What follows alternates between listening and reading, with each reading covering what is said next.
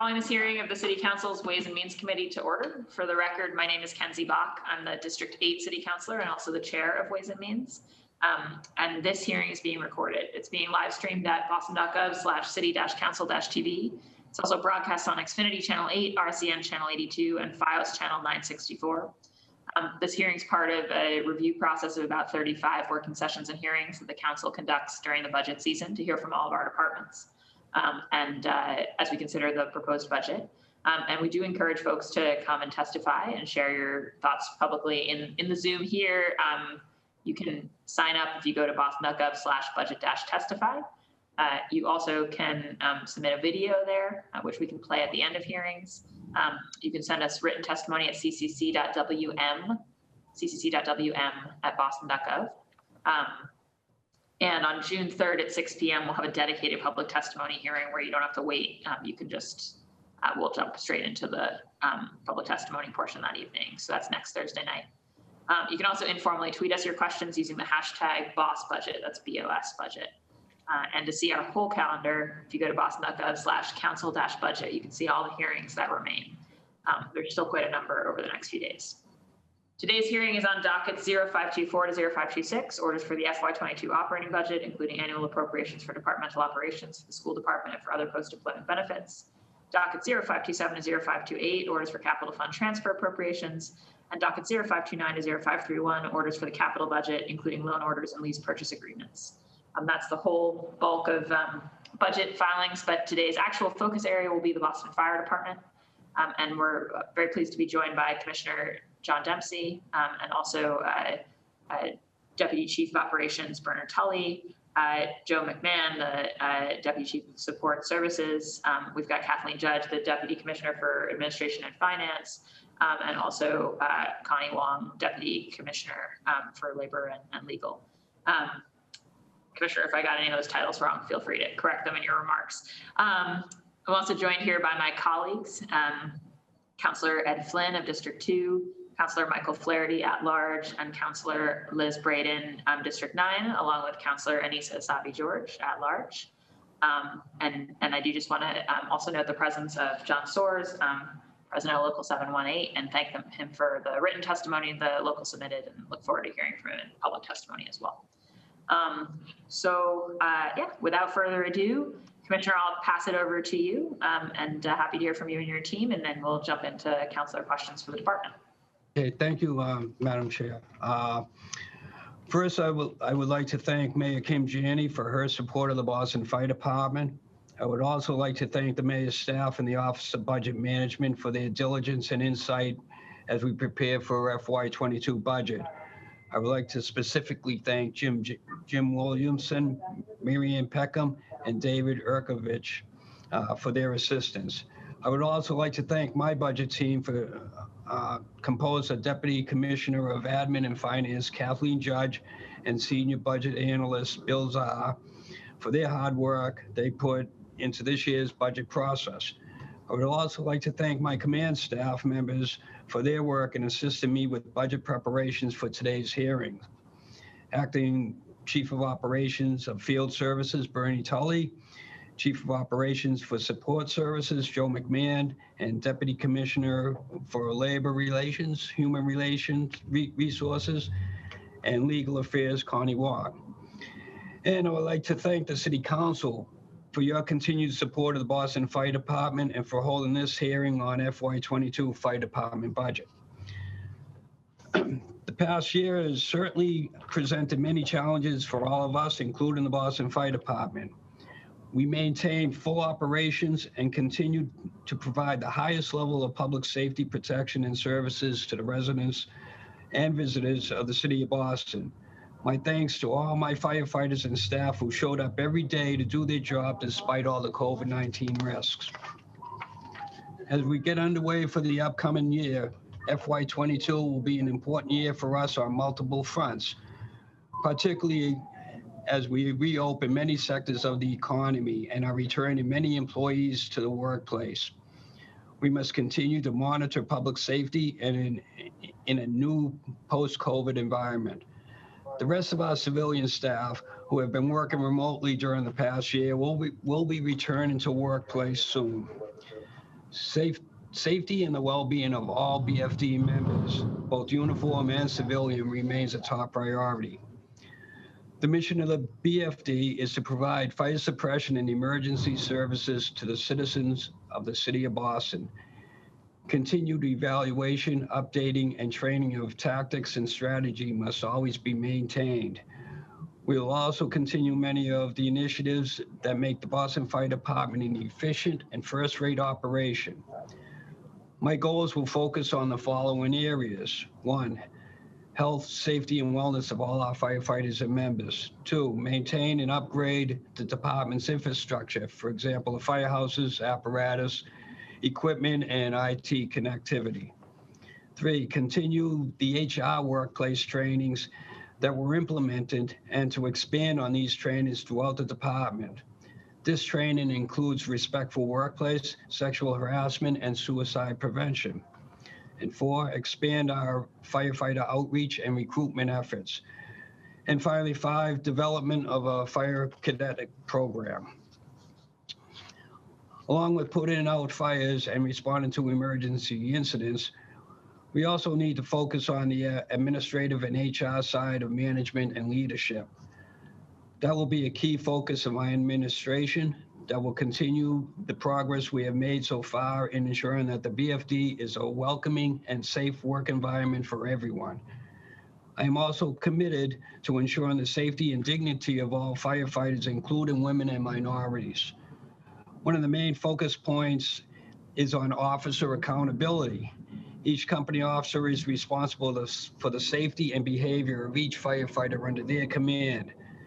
By holding the officer accountable for the actions of their members, we will get earlier, and more intervention in matters within the firehouse that should be addressed.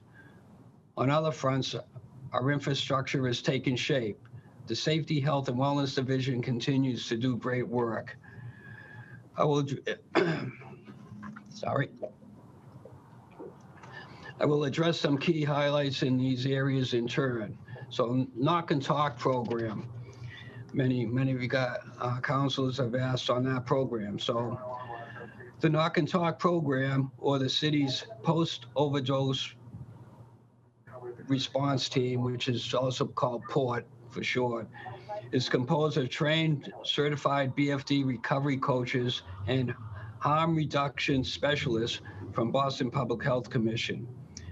Following a 911 response to a home of an individual suffering from a suspected overdose, the team makes a follow-up visit to the individual's home to offer overdose prevention and treatment information, support, and services to the survivor and their families. The location or address chosen are based on the 911 emergency calls. Each week, Port coordinators review a list of addresses in the city where the overdoses occurred and then compile a list for follow-up visits. The team recently worked with the Mayor's Office of Language and Communication Access to update all its leave-behind material and translate the documents into several languages. The program is paid for by a grant. The grant is 4 years, and we are in the 3rd year, and the 4th year will require us to reapply. We have a new grant manager evaluator starting on June 7th. This year, we increased our certified recovery coaches to 40 firefighters by training an additional 22 firefighters. We also trained other city employees like police and social workers from Boston Public Health that respond with the PORT team. There are a total of 14 of them trained over the past 2 classes. We established a response car called Delta 21, which has 2 recovery coaches in it. They respond out of fire headquarters at 115 Southampton Street. The area they cover is from Andrews Square to Tremont Street. This puts Molina Cass and Mass Ave dead center. We watch the data and put the Delta car in service during peak hours and days, normally Thursday, Friday, and Saturdays during the summer months.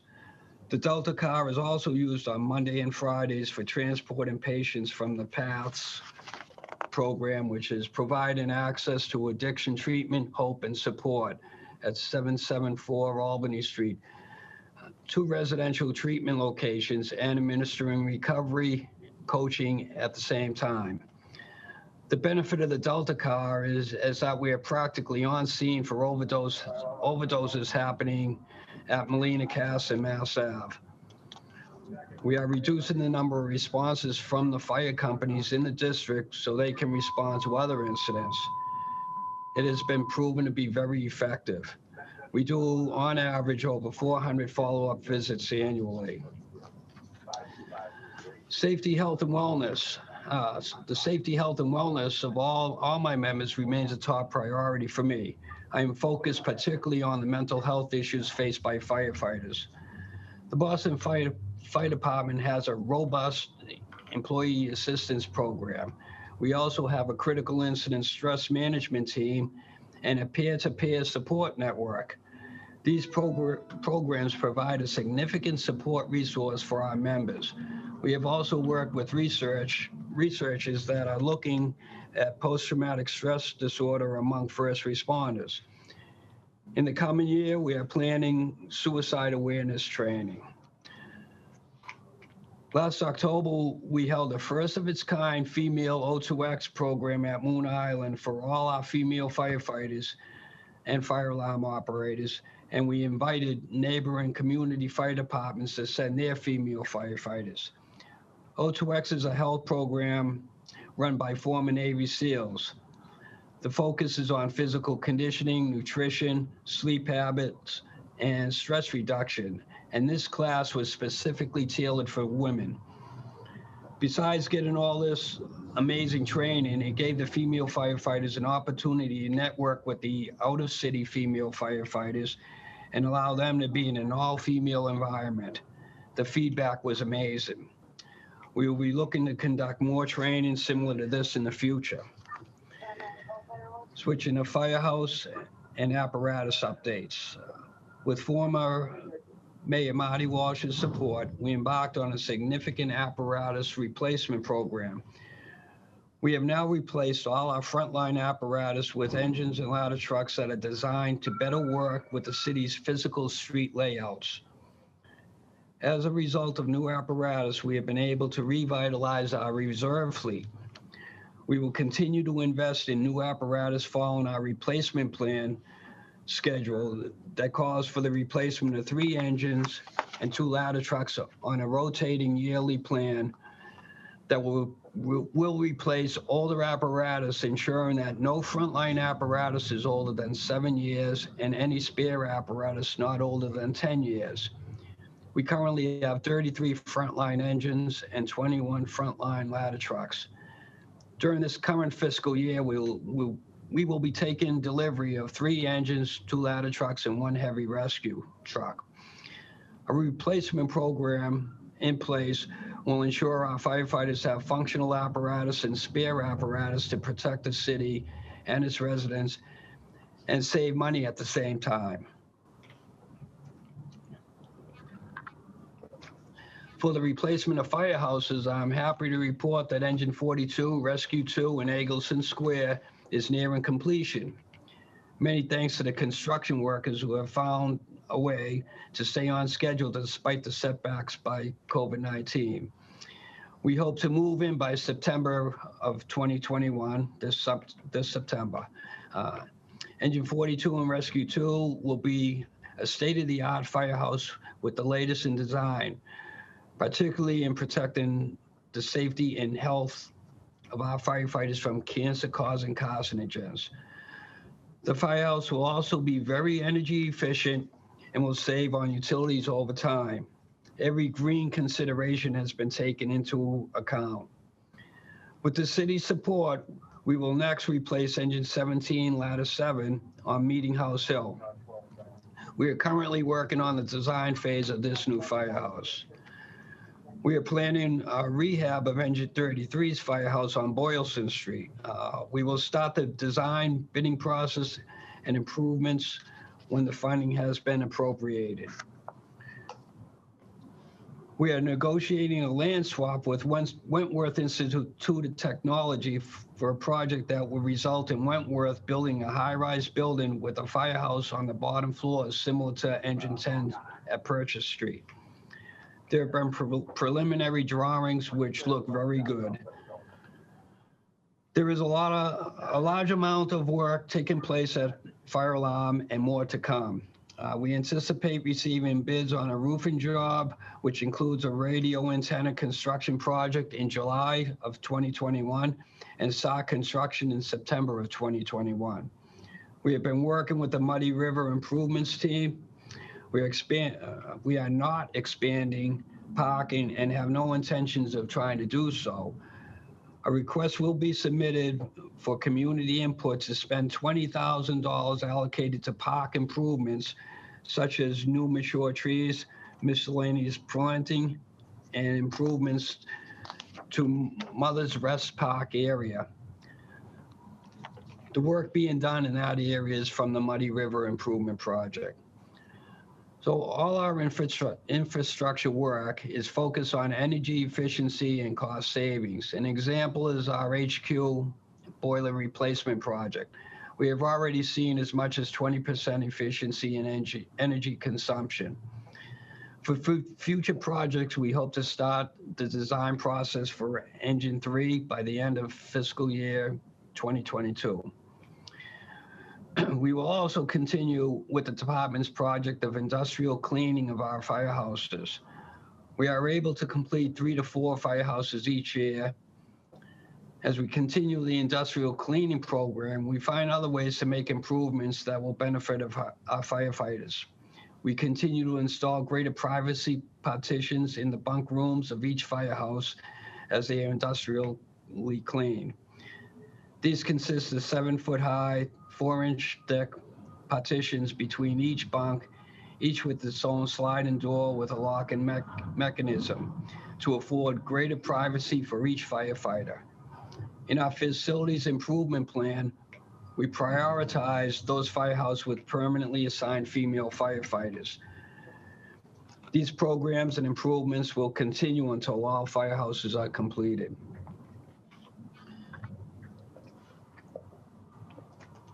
Recruiting and outreach. We are continuing our firefighter recruiting and outreach efforts. Next week, we are swearing in our newest class of 60 recruits. This class is 20% minority, continuing the trend of the past several classes with nearly a third of or more of each recruit class with diverse candidates. Some members of the new class were hired from selective language certifications with fluency in the top languages spoken in the city of Boston: Spanish, Haitian Creole, Vietnamese, and Cape Verdean. This class includes one female firefighter, making it the third consecutive recruit class with at least one female firefighter. We are planning another recruit class in the coming year, actually 2 classes, be 85 people, which is funded by a SAFER grant, which will save the city millions of dollars over the course of that grant time. And I remain committed to working with the Human Resources Department and its Civil Service Unit to identify diverse candidates. The department has 129 members who speak another language.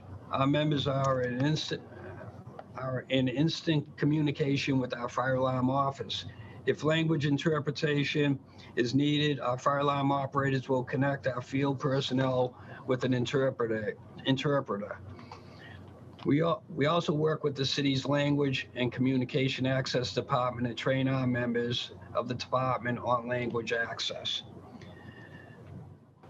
These efforts show the incremental improvements and progress the department is making in diversifying its recruit classes, utilizing tools and avenues currently available under the civil service hiring rules. Last December 2020, the state legislature passed a home rule petition for the Boston Fire Department Cadet program. I am assembling an advisory team and a working group which will be working to develop and set parameters on what the cadet program will look like. This cadet program will be yet another tool by which the department can focus and augment its diversity efforts. This is a huge project that cannot be completed properly overnight. It's going to take time and money, and my intention is that we develop a model program. The department must hire according to prescribed law. Our recruitment team and our female firefighter liaison focused heavily on outreach efforts in Boston's minority neighborhoods and on female recruitment for the 2020 firefighter level entry exam. Their efforts paid off.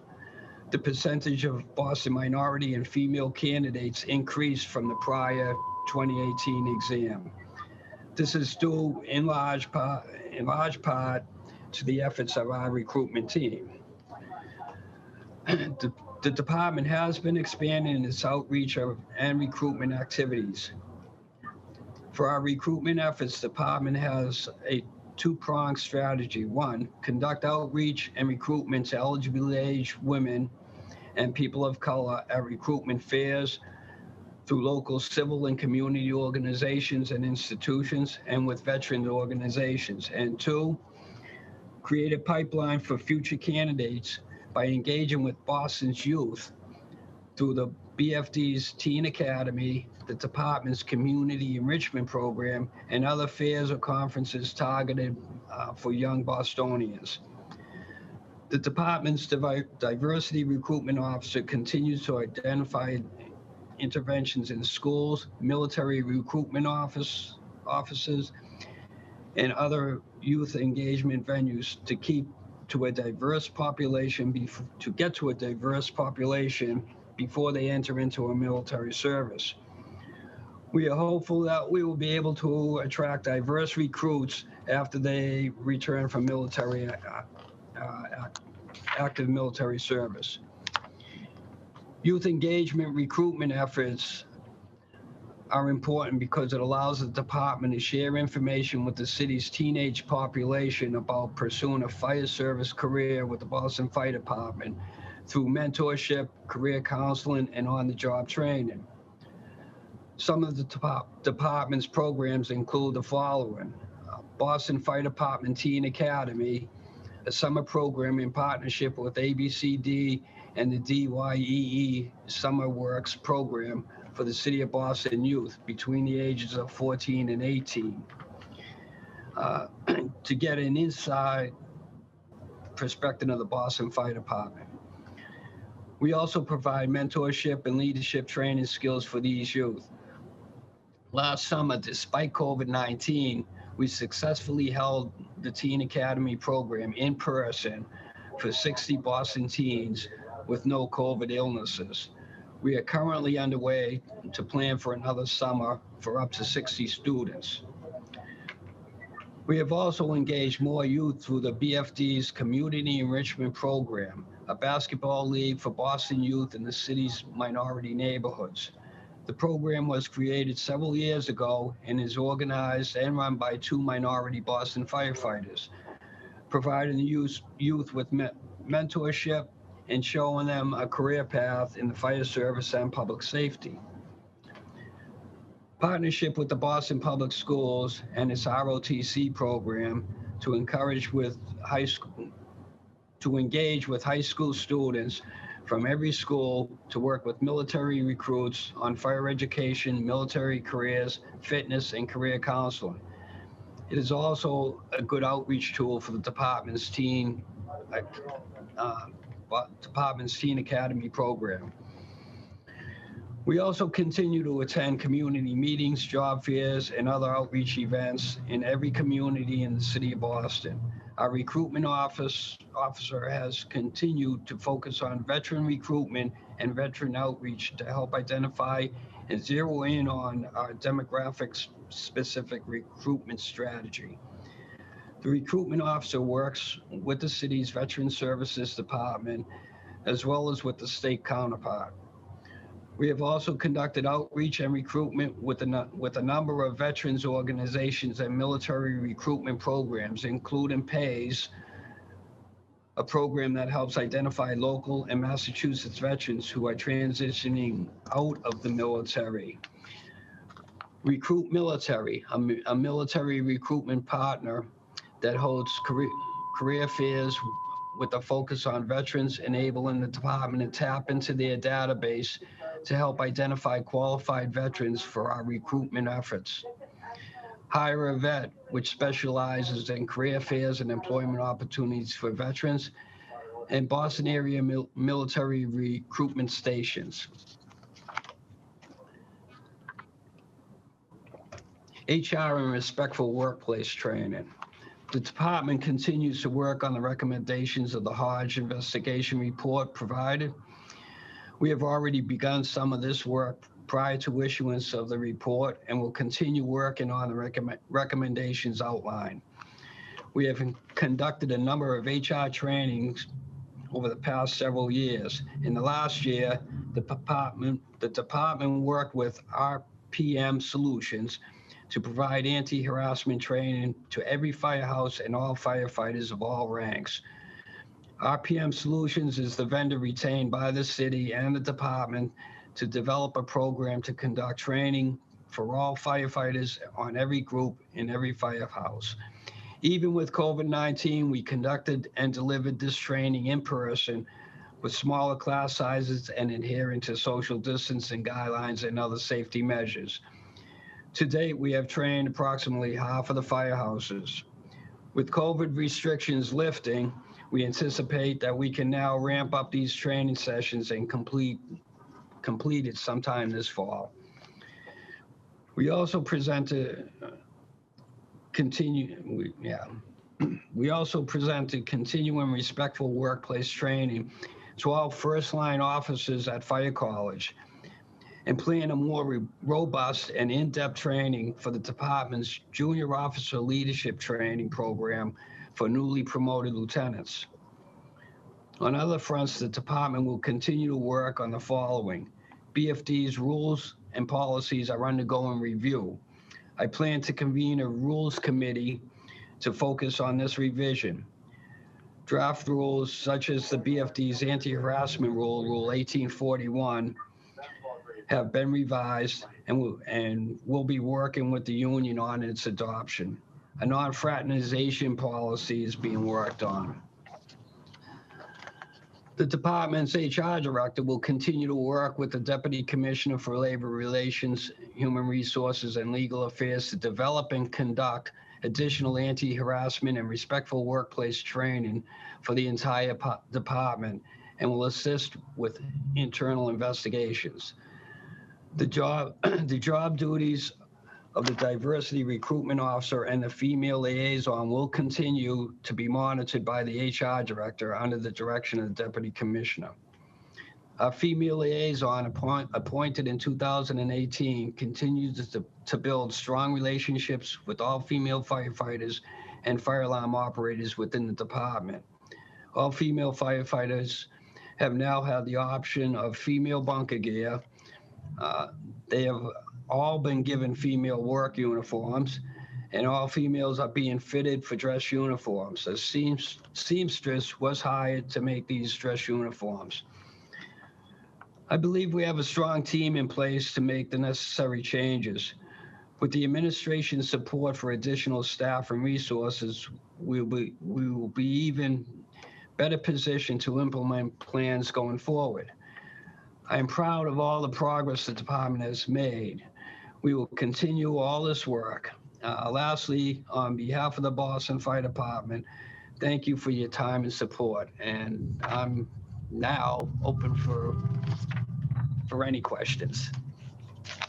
Great, thank you so much, Commissioner. And I appreciate your effort to answer many of the questions that we'd sent over in advance in your statements. I'm going to jump now into colleague questions. I do want to acknowledge, just after the commissioner started, we were joined by Councillor Frank Baker, District 3, Councillor Michelle Wu at large, Councillor Andrea Campbell, District 4, Councillor Matt O'Malley, District 6, and our Council President Pro Tem, and then Councillor Julia Mejia at large. So thank you to all the councillors for being here. And we will go to Councillor Flynn for the first set of questions. Thank you, Councilor Bork, and it's good to be with the members of the Boston Fire Department and Commissioner Dempsey. It's good to see you and your dedicated and professional team. I was with Commissioner Dempsey recently for the funeral of Commissioner Stapleton, and Commissioner Dempsey is with Commissioner Finn, Marty Pierce, Commissioner, and Paul Christian. But I highlight that because it shows the respect that the city of Boston has for the police commissioners, but even more importantly, for the Boston Fire Department. So I want to say thank you, Commissioner. You were on a meeting with me recently on a Zoom meeting on fire safety issues in homes, especially people cooking outside on grills and such. I want to say thank you for that. Commissioner, you started off acknowledging the health and wellness program of your firefighters. I think that's the most important part of the job, is making sure that certainly the public is safe, but also making sure that the firefighters and their families are healthy in their wellness as well. So thank you for doing that, and thank you for the support you provide firefighters, whether it's the stress program or other programs, and I know how effective they are. Commissioner, on the health and wellness and the stress programs and the substance use programs, are they funded adequately, and do you have enough money for that program? Because I know that's a critical and effective program. So thank you, Councilor. Yeah, these are critical to keep our people healthy, both physically and mentally. And certainly this year has proven to be pretty challenging with COVID, keeping everybody's mind in the right place. But we've done a great job, and we're also partnering with Dana-Farber doing research on firefighter decontamination, and we're doing screenings with St. Elizabeth's Hospital and Beth Israel Hospital, and also follow up with Mass General on cancer studies. So we're doing an awful lot behind the scenes that are keeping everybody healthy. We do a lot of the work with grants, and certainly that's very important that we continue getting that grant money. Hopefully we don't have to tap into this city's budget to continue doing this great work, but we will make every effort to continue getting the grants. Thank you, Commissioner. I know just a couple of other issues. I know you highlighted Engine 3 in the South End is on track 2020. That's critical. That's important. That's a great accomplishment for the city, for the fire department, for the residents of the South End and Roxbury and some of the Back Bay area. Commissioner, I know you and I talked in the past, and I talked about this with Commissioner Finn as well. I think we desperately need a fire presence in the South Boston waterfront. I'm concerned as this economy opens up and our city opens up again, and traffic certainly, but we need to have a fire presence in the South Boston waterfront. I'm going to stress that going forward to the BPDA, that we need to do a better job of planning and designing and coming up, identifying a site. And that's critical for the residents of the waterfront, the Fort Point, the South Boston, the downtown area is growing, but just want to see what your thoughts are on a presence in the South Boston waterfront. So I think that's a great point you bring up, and I know it's been brought up before, even though it's not directly on the radar for buildings, but similar to the Purchase Street Firehouse and our talks with Wentworth, I think there have been talks to build a firehouse similar to that, and probably police station as well. It's critical down that area. The traffic, as soon as COVID's done with here, traffic is going to pick up, and what we found out over the past year is they've been doing a lot of work with putting in bike lanes and moving the traffic out a little, and that's restricting the streets, which is going to slow response down and our access. So I think it would be beneficial if we had a firehouse in the Seaport District. So yes, I agree with you. The other part is funding. And this past year, I had attempted to put one of the 2 districts that we had taken out, district chiefs, which would be a total of 4 district chiefs per district. Funding wasn't there. I was pretty disappointed in that because I didn't think it was excessive, but it was critical. So I will continue this year. I will present to the mayor sometime in the near future plans to whether it be staffing South Boston more or bringing those district chiefs back. I think that would, with the amount of people coming into the city and getting over COVID, it would be beneficial. Thank you, Commissioner. I think you're exactly right.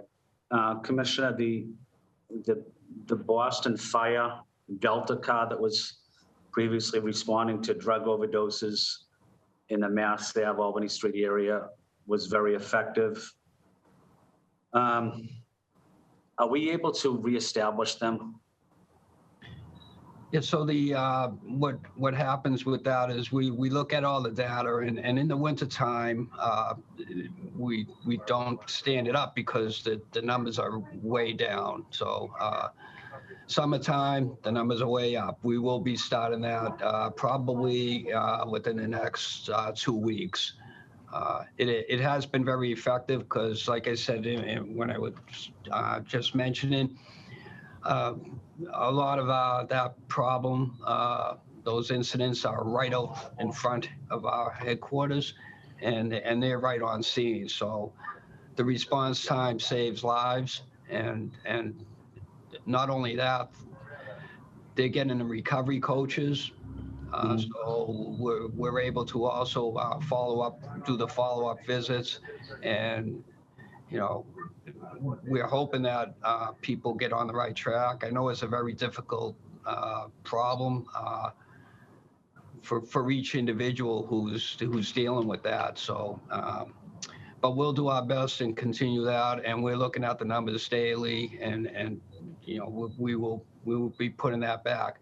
That is a grant, and we're locked in for the 3rd year and the 4th year, which I don't think we'll have any problem getting the funding for that. Should be okay because the numbers are showing it's been very effective. Thank you, Commissioner. Councilor Bach, am I out of time now? Or? Yeah, I'm afraid so, Councilor Flynn. Okay, I just want to acknowledge my friend, Deputy Commissioner Connie Wong as well. Good to see you, Commissioner Wong. Good to see you, Councilor. Thank you. Thank you. Councilor Bach, I can wait till the 2nd round. Great, thank you, Councilor Flynn. Next up, Councilor Flaherty, then Councilor Braden. Councilor Flaherty. Thank you, Madam Chair, and good morning to the Commissioner and his team. And just want to take a brief opportunity to thank him for his service and commitment to the city and during his tenure, obviously on the Boston Fire Department and through the various departments and divisions that he oversaw. He is arguably the most experienced firefighter we have in the city, and his attention to detail right out of the gate on the diversity and recruitment issue, on the firework fiasco. If someone would like to mute, someone can mute their system. Madam Chair.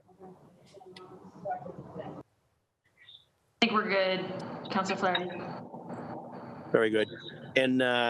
And dealing with obviously the fire prevention issues and life safety stuff that is coming up across the city with grills and some of the ordinances that this council has passed, his participation has been invaluable. So to him and his team, I just want to say thank you for the great work that they're doing, as well as his thorough opening and presentation that addressed a lot of the questions that we as a council had through the working session that you held, Madam Chair, a couple weeks ago. So again, just demonstrating his attention to detail and how serious, one, he takes his position as the commissioner, but two, how seriously he takes the council and our role as a legislative branch.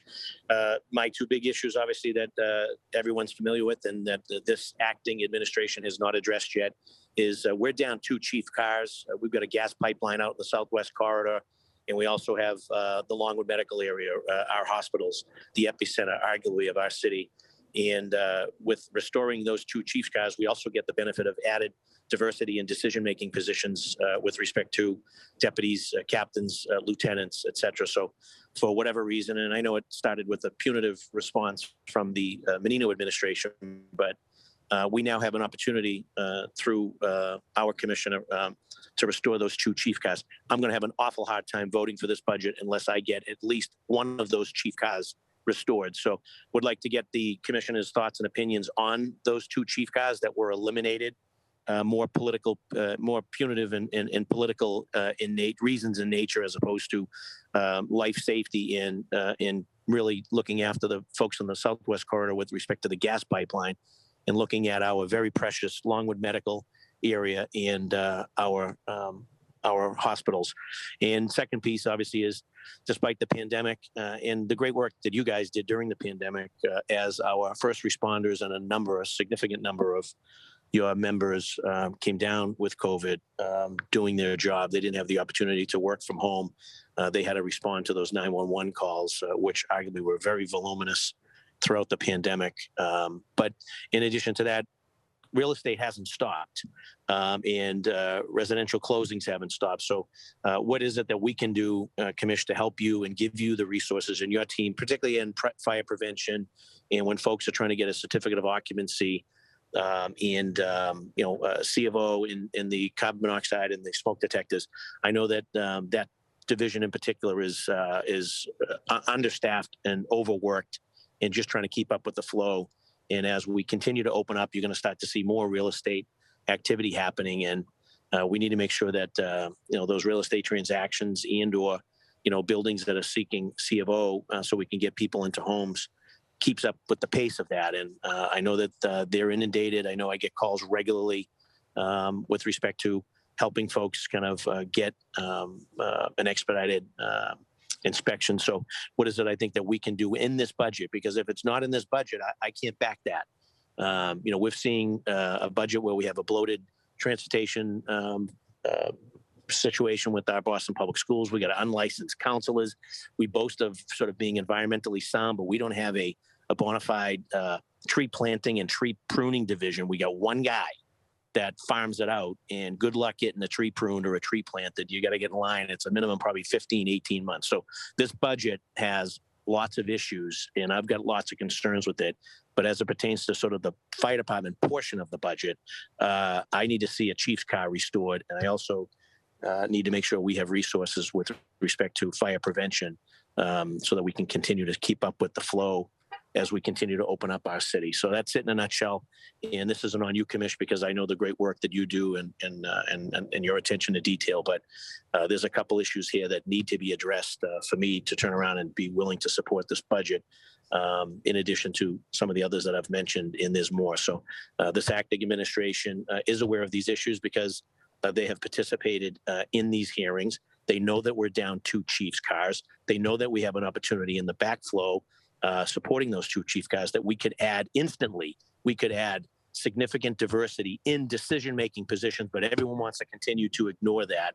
And obviously, then we want to make sure that over at fire prevention, we're giving you the tools that you need, and as well as the capital, making sure that we're making significant strides to get these firehouses up to standard.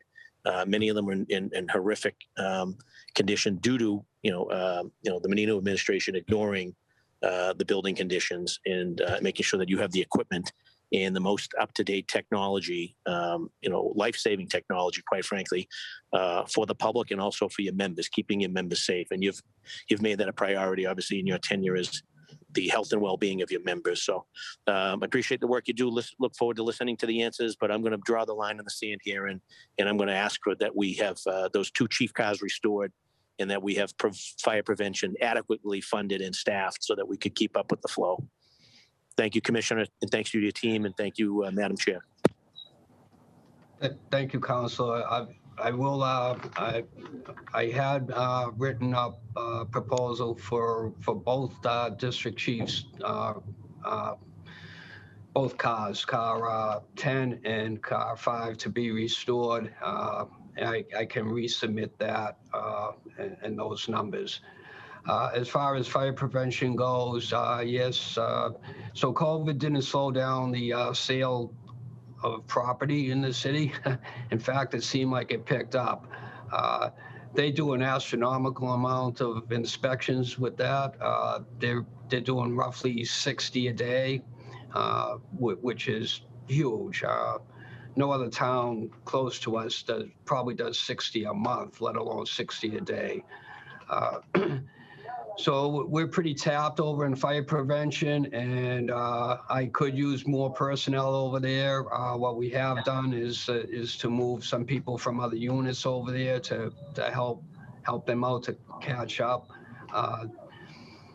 The one thing that we have done, and this was before my time over there, in fact, was that our smoke certs are good for 90 days. The regular state, the whole state, their certs are only good for 60 days. So a lot of the problems that you get with people, with realtors or whatever, calling, is because they don't file for the appointment early enough. You know, I've talked to hundreds of them and said, look, when you do a purchase and sale, apply for the smoke cert. You know, it's good for 90 days. Usually the place closes within that time period, but some of them wait till the last minute. We've even had people, had realtors tell me that fire prevention people should not be allowed to take vacation, and that they should get their appointment done so they can go to Martha's Vineyard or Nantucket for the long weekend. So, so there is an issue with personnel, and you know, budget-wise, I know that there's always complaints about money, but I'll put in something to try to increase the number of people at fire prevention. Thank you, Commissioner Dempsey. Next up is Councillor Braden, and then it's Councillor Asabi George. Councillor Braden. Thank you. I want to thank Commissioner Dempsey and his team for a really thorough presentation and answering many of our questions. I learned something this budget process. I learned so much every time I sit through one of these hearings. I'm very impressed with the program, you know, the post-overdose recovery team and the follow-up. That seems, I never think of that as being part of the remit of the fire department, but it's very valuable and important work. So a few questions I had with regard to the training centre on 108 Holton Street in Alston, or is it Brighton? It's either north, it's north of the Pike anyway. I understand that there, with redevelopment in that area, that that the fire department had agreed to leave that facility in the near future, and I just wondered what plans there were for relocating that training facility, and just to get an update on that, because I think they're trying to connect Telford Street, because it has to go through the building to connect one end of Telford Street with the other. So that's one question. And the other question I had was really with regard to, you know, in Alston Brighton, we're seeing a huge amount of new development.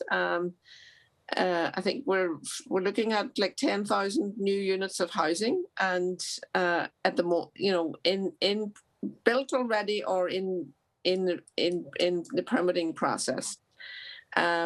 And so we have 3 firehouses. We have Union Square, Oak Square, and Chestnut Hill. I was wondering, and I ask this every year, where we are with evaluating the need for additional firehouses, or are we adequately provided for at this moment? And those were my 2 questions, Madam Chair.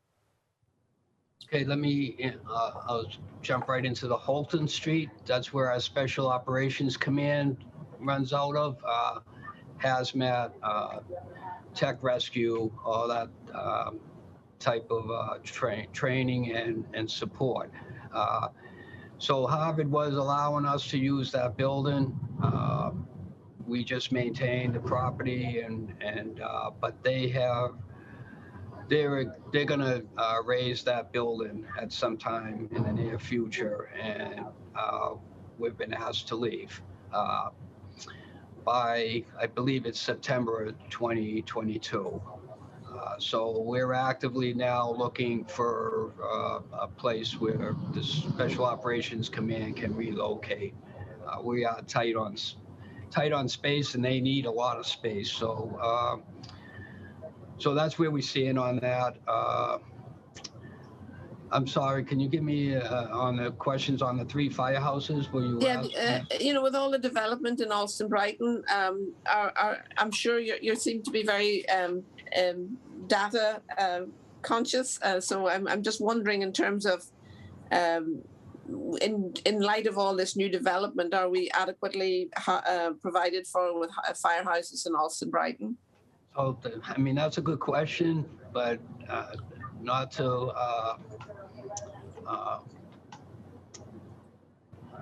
So the whole city is being developed. So we have this issue in every single neighborhood, pretty much.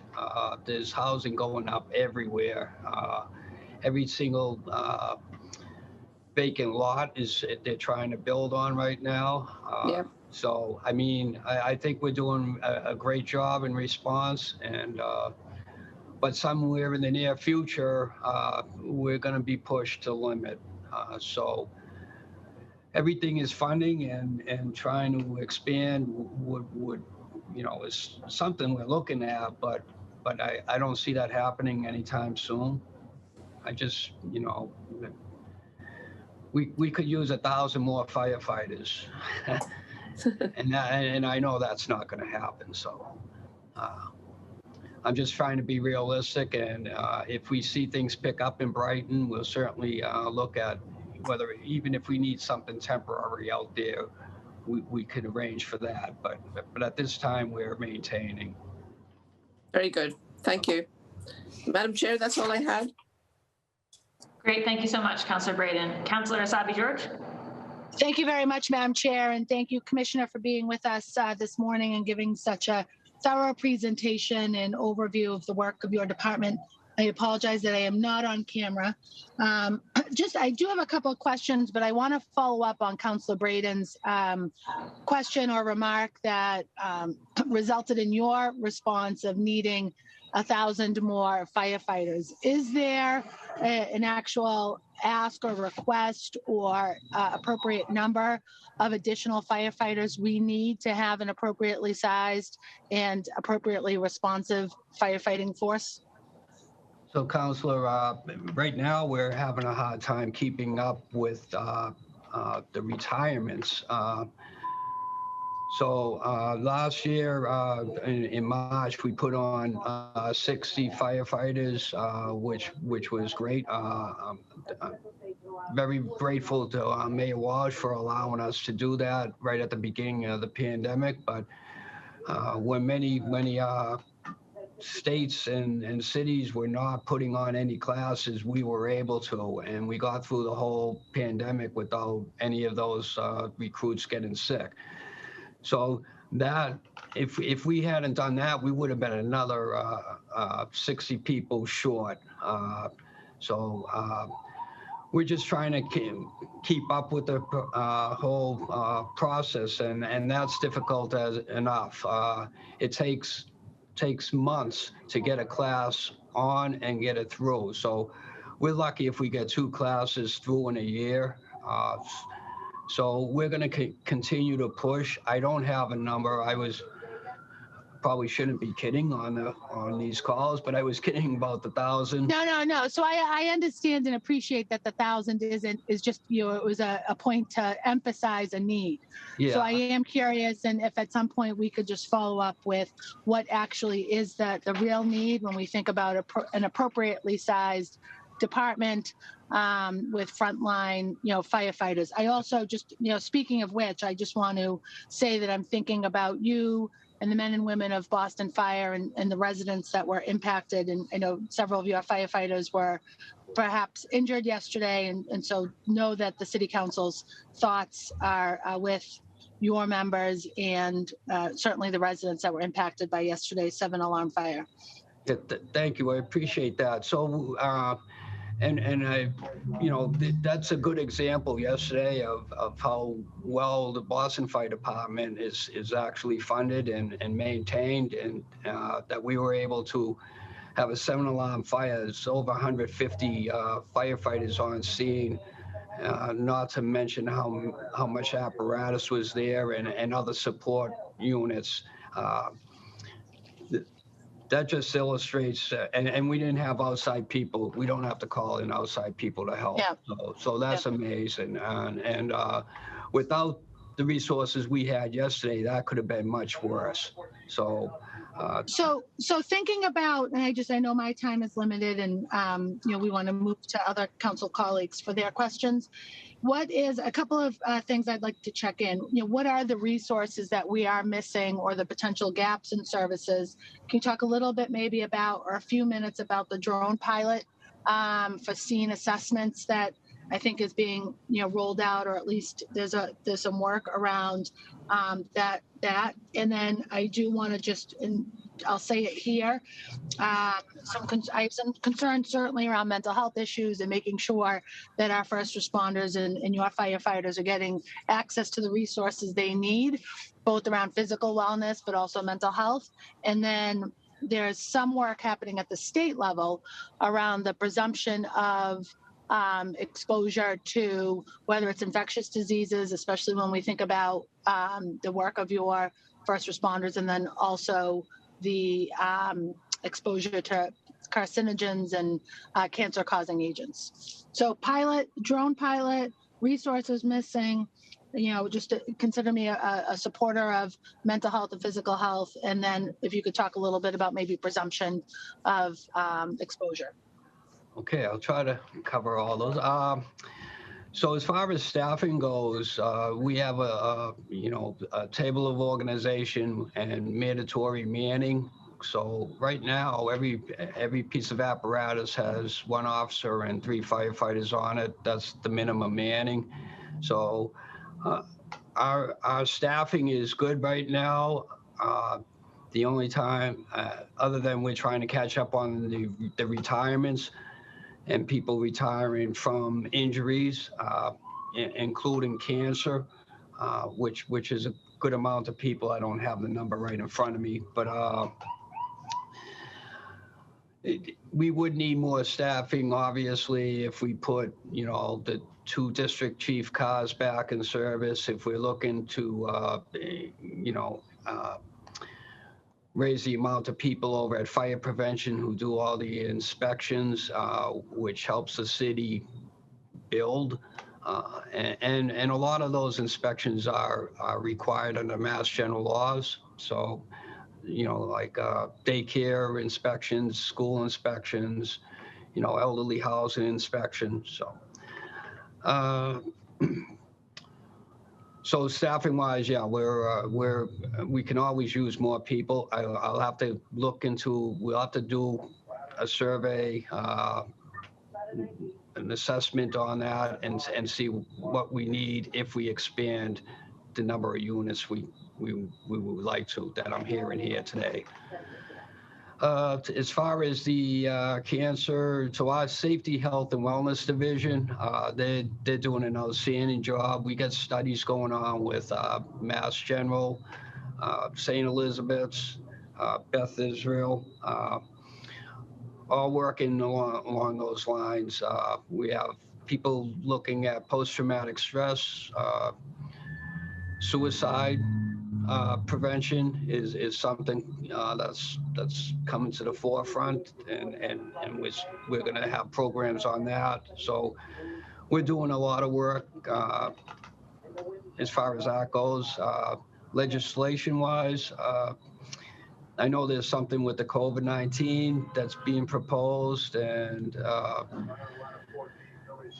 you know, I mean, I think as far as COVID-19 goes, it's not just firefighters exposed or EMS people exposed. It's, you know, everybody has been affected by this. So I love extra attention, but I don't, you know, we're doing our job and we're protected doing our job. So I don't see a need for that. Most people, we've had, I think, 223 people were tested positive for COVID over the course of the pandemic, and everybody has recovered and gone back to work. So I don't see long-term effects that are impacting the Boston Fire Department from COVID-19 at this point. So I'm not sure if I answered your questions fully. I know I'm out of time. The only other question I had, and it can wait until the next round, was on the drone pilot for scene assessment. Oh, okay.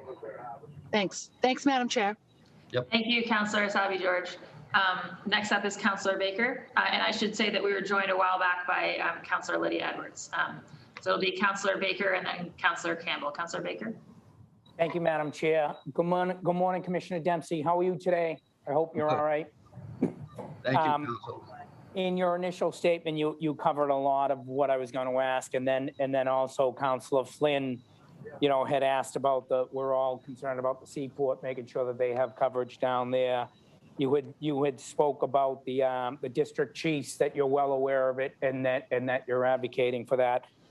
Can you get into the Delta car a little bit more, Commissioner? You said it's coming back in 2 weeks. So do we actually lose the Delta car? And I think you said it was grant funded. And how do we make sure that we don't put that asset in jeopardy? So yes, it is grant funded, and I don't see that being in jeopardy at all. In fact, we've increased our recovery coaches to 40 of them. We did that this past year, which is phenomenal. It serves a great purpose right out. And I know you've been over here because I met you over here, and you see what we're up against. But these people, you know, having the Delta car work out of headquarters, we're right on scene. I can't tell you how many people how many lives we've saved by that unit being there. That being said, the summertime is when activity actually picks up, you know, in the area. So it's more effective then.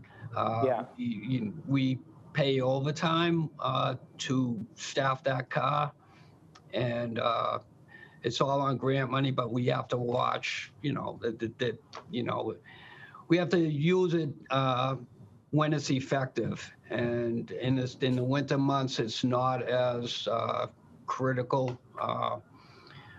So when they're tied up at ladder 4, engine 14, engine 3, engine 22, they're going to respond to the area too. So it's not like we're not servicing the people in the area. It's just that's an added bonus during the peak days and peak months.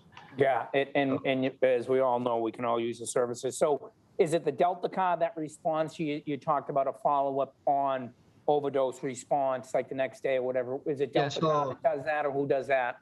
So it's the knock and talk program so the Delta car doesn't do the follow-ups itself. They do, even though they're the same members manning the Delta car, but they're the knock and talk program. So they go out and do the follow-ups. But the Delta car would stay here and respond to, you know, opioid. The Delta car remains in Mass and Cass. Yes. Okay, and you had, Because we get, this problem isn't just here, it's all over the city. And so if a fire truck goes to an incident in West Roxbury, and the knock and talk program would follow up by going to the individual's home, and so that gets done all week. All those numbers get put together, coordinated, and then the knock and talk people go out and do their thing. yeah, maybe as an aside, if I can, ask a question that maybe the chair can follow up. If we can get maybe just a sense of how many interactions they're having, Commissioner, and I don't need that in this, just as a follow-up email down the line. And you had mentioned that we were able to have a class of 60 last year, and you mentioned it in conjunction with retirements. So what do we have for retirements last year, and what do we foresee this year? I don't have the number of retirements. Yeah, we can do that as a follow-up also. The Wentworth Firehouse, I know we had lost a ladder in District 4, I believe. Would that Wentworth, the fire, have they cited it yet? And will that help to cover the loss of a ladder, of ladder 13? Is there any sort of overlapping that happens with this newer Wentworth building? No, so the Wentworth building is just going to replace engine 37, ladder 26. Yeah. It's going to be right next door to it. Oh, okay. And it'll be better access,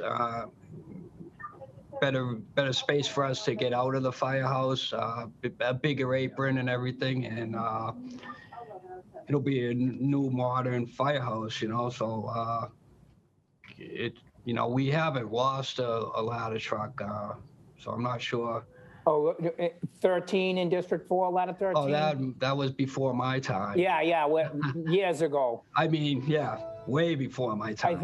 I think in 10 we lost it. So I certainly if there's funding and they want to put we would love to put more companies in service, Yeah. Okay. I have some numbers real quick for you. So we did follow up last year with 478 follow-ups. With the Delta car? Yes. Well, with the knock and talk program. Yeah. And we've distributed 2,700 plus units of Narcan to Boston Public Health, EMS, and Boston Police Department and others. So that, we distribute that. And we've also trained 123 people on how to administer Narcan. We've also helped 85 plus people into treatment. So pretty good. Yeah, that's a good amount of people in a year. Yes. Okay, and I don't know what this year's numbers are because we're not done. It runs from September to September, I guess, Yeah. the numbers. So. Okay, and then in your priorities, Jack, I like them: the health and safety, the infrastructure. We've come a long way in infrastructure as far as our apparatus is concerned. Those are really good. Workplace training, recruitment, and then can we talk a little bit about the cadet program, like how are we going to, as the city, your department, the union and the administration and city council, like how do we put together a cadet program? What do you foresee where the stakeholders all feel like they have buy-in, like, and in particular the unions, like what are we gonna, are they gonna have a seat at that table? Yeah, so I'm putting an advisory group and a working group together, and there will be members of the union on both of those, as well as the Vulcans. Yeah. So I think everybody, will have a say. We're starting from ground zero on this, so Yeah. It's a big project, and right now I have to find ways to fund having these groups actually do the work. Yeah. Nobody's going to do it on their own time, and Yeah. I don't have anybody that, as we've been talking about, administrative help. I don't have people that can just focus on that as a full-time job right now. Yeah, and my favorite statement in all my hearings this year has been, "What about Fed money? Can we use Fed money for it?" Maybe. Yeah, I don't. Yeah, we'll see. I have asked if I could use the budgeted money for the cadet program for overtime for these working groups, and I was told no. So still working on how to fund that properly. Okay, Jack. Well, thank you for your time. It's great to see you. Thank you, Madam Chair. Thank Great. you, Council. Thank you so much, Councillor Baker. Next up is Councillor Campbell, and then it'll be Councillor O'Malley. Councillor Campbell? A little slow. Hey, thank you, Madam Chair, and thank you, Commissioner. And I echo, of course, the comments from my fellow council colleagues to your men and women in the department for their incredible work, particularly with respect to that big fire on Faison Street. So thank you. Of course, express that to you. And just thank you for the work this year in the midst of the pandemic. Obviously, it's been incredibly hard, and you and your team have been really responsive. And I also know on specific cases involving certain cases, women cases, a whole bunch of things, you always return the call and follow up. So I really appreciate that. A few questions. Some have already been asked. The chief positions, I know Councilor Flaherty spoke a lot on that. We were actually advocating together at one point to Mayor Walsh on those positions, and also as a way to diversify, frankly, the department even more. So I just want to echo the comments of my fellow council colleagues on that. Anything I can do to support you in filling those positions, let me know. Inspections, I know that comes up quite a bit too, and came up today. We get calls, emails, folks are trying to close. Your city is costing me more money. And I'm like, hold on, let me call someone in the department. So anything we can do to be able to speed up that process. Also, here to partner in the work. I did hear some of the responses to the previous council colleagues, so won't drag on the point. And then on the fire cadet program, I know Councilor Baker asked some questions. Thank you for the follow-up and putting together a working group. I know we talked right after connecting with the union, the Vulcans, and your intentionality on wanting to bring together, frankly, everybody to be at the table to craft a program that will work for the fire department that may, of course, look different from what is at the police department. So I'll continue to stay in touch with you on that.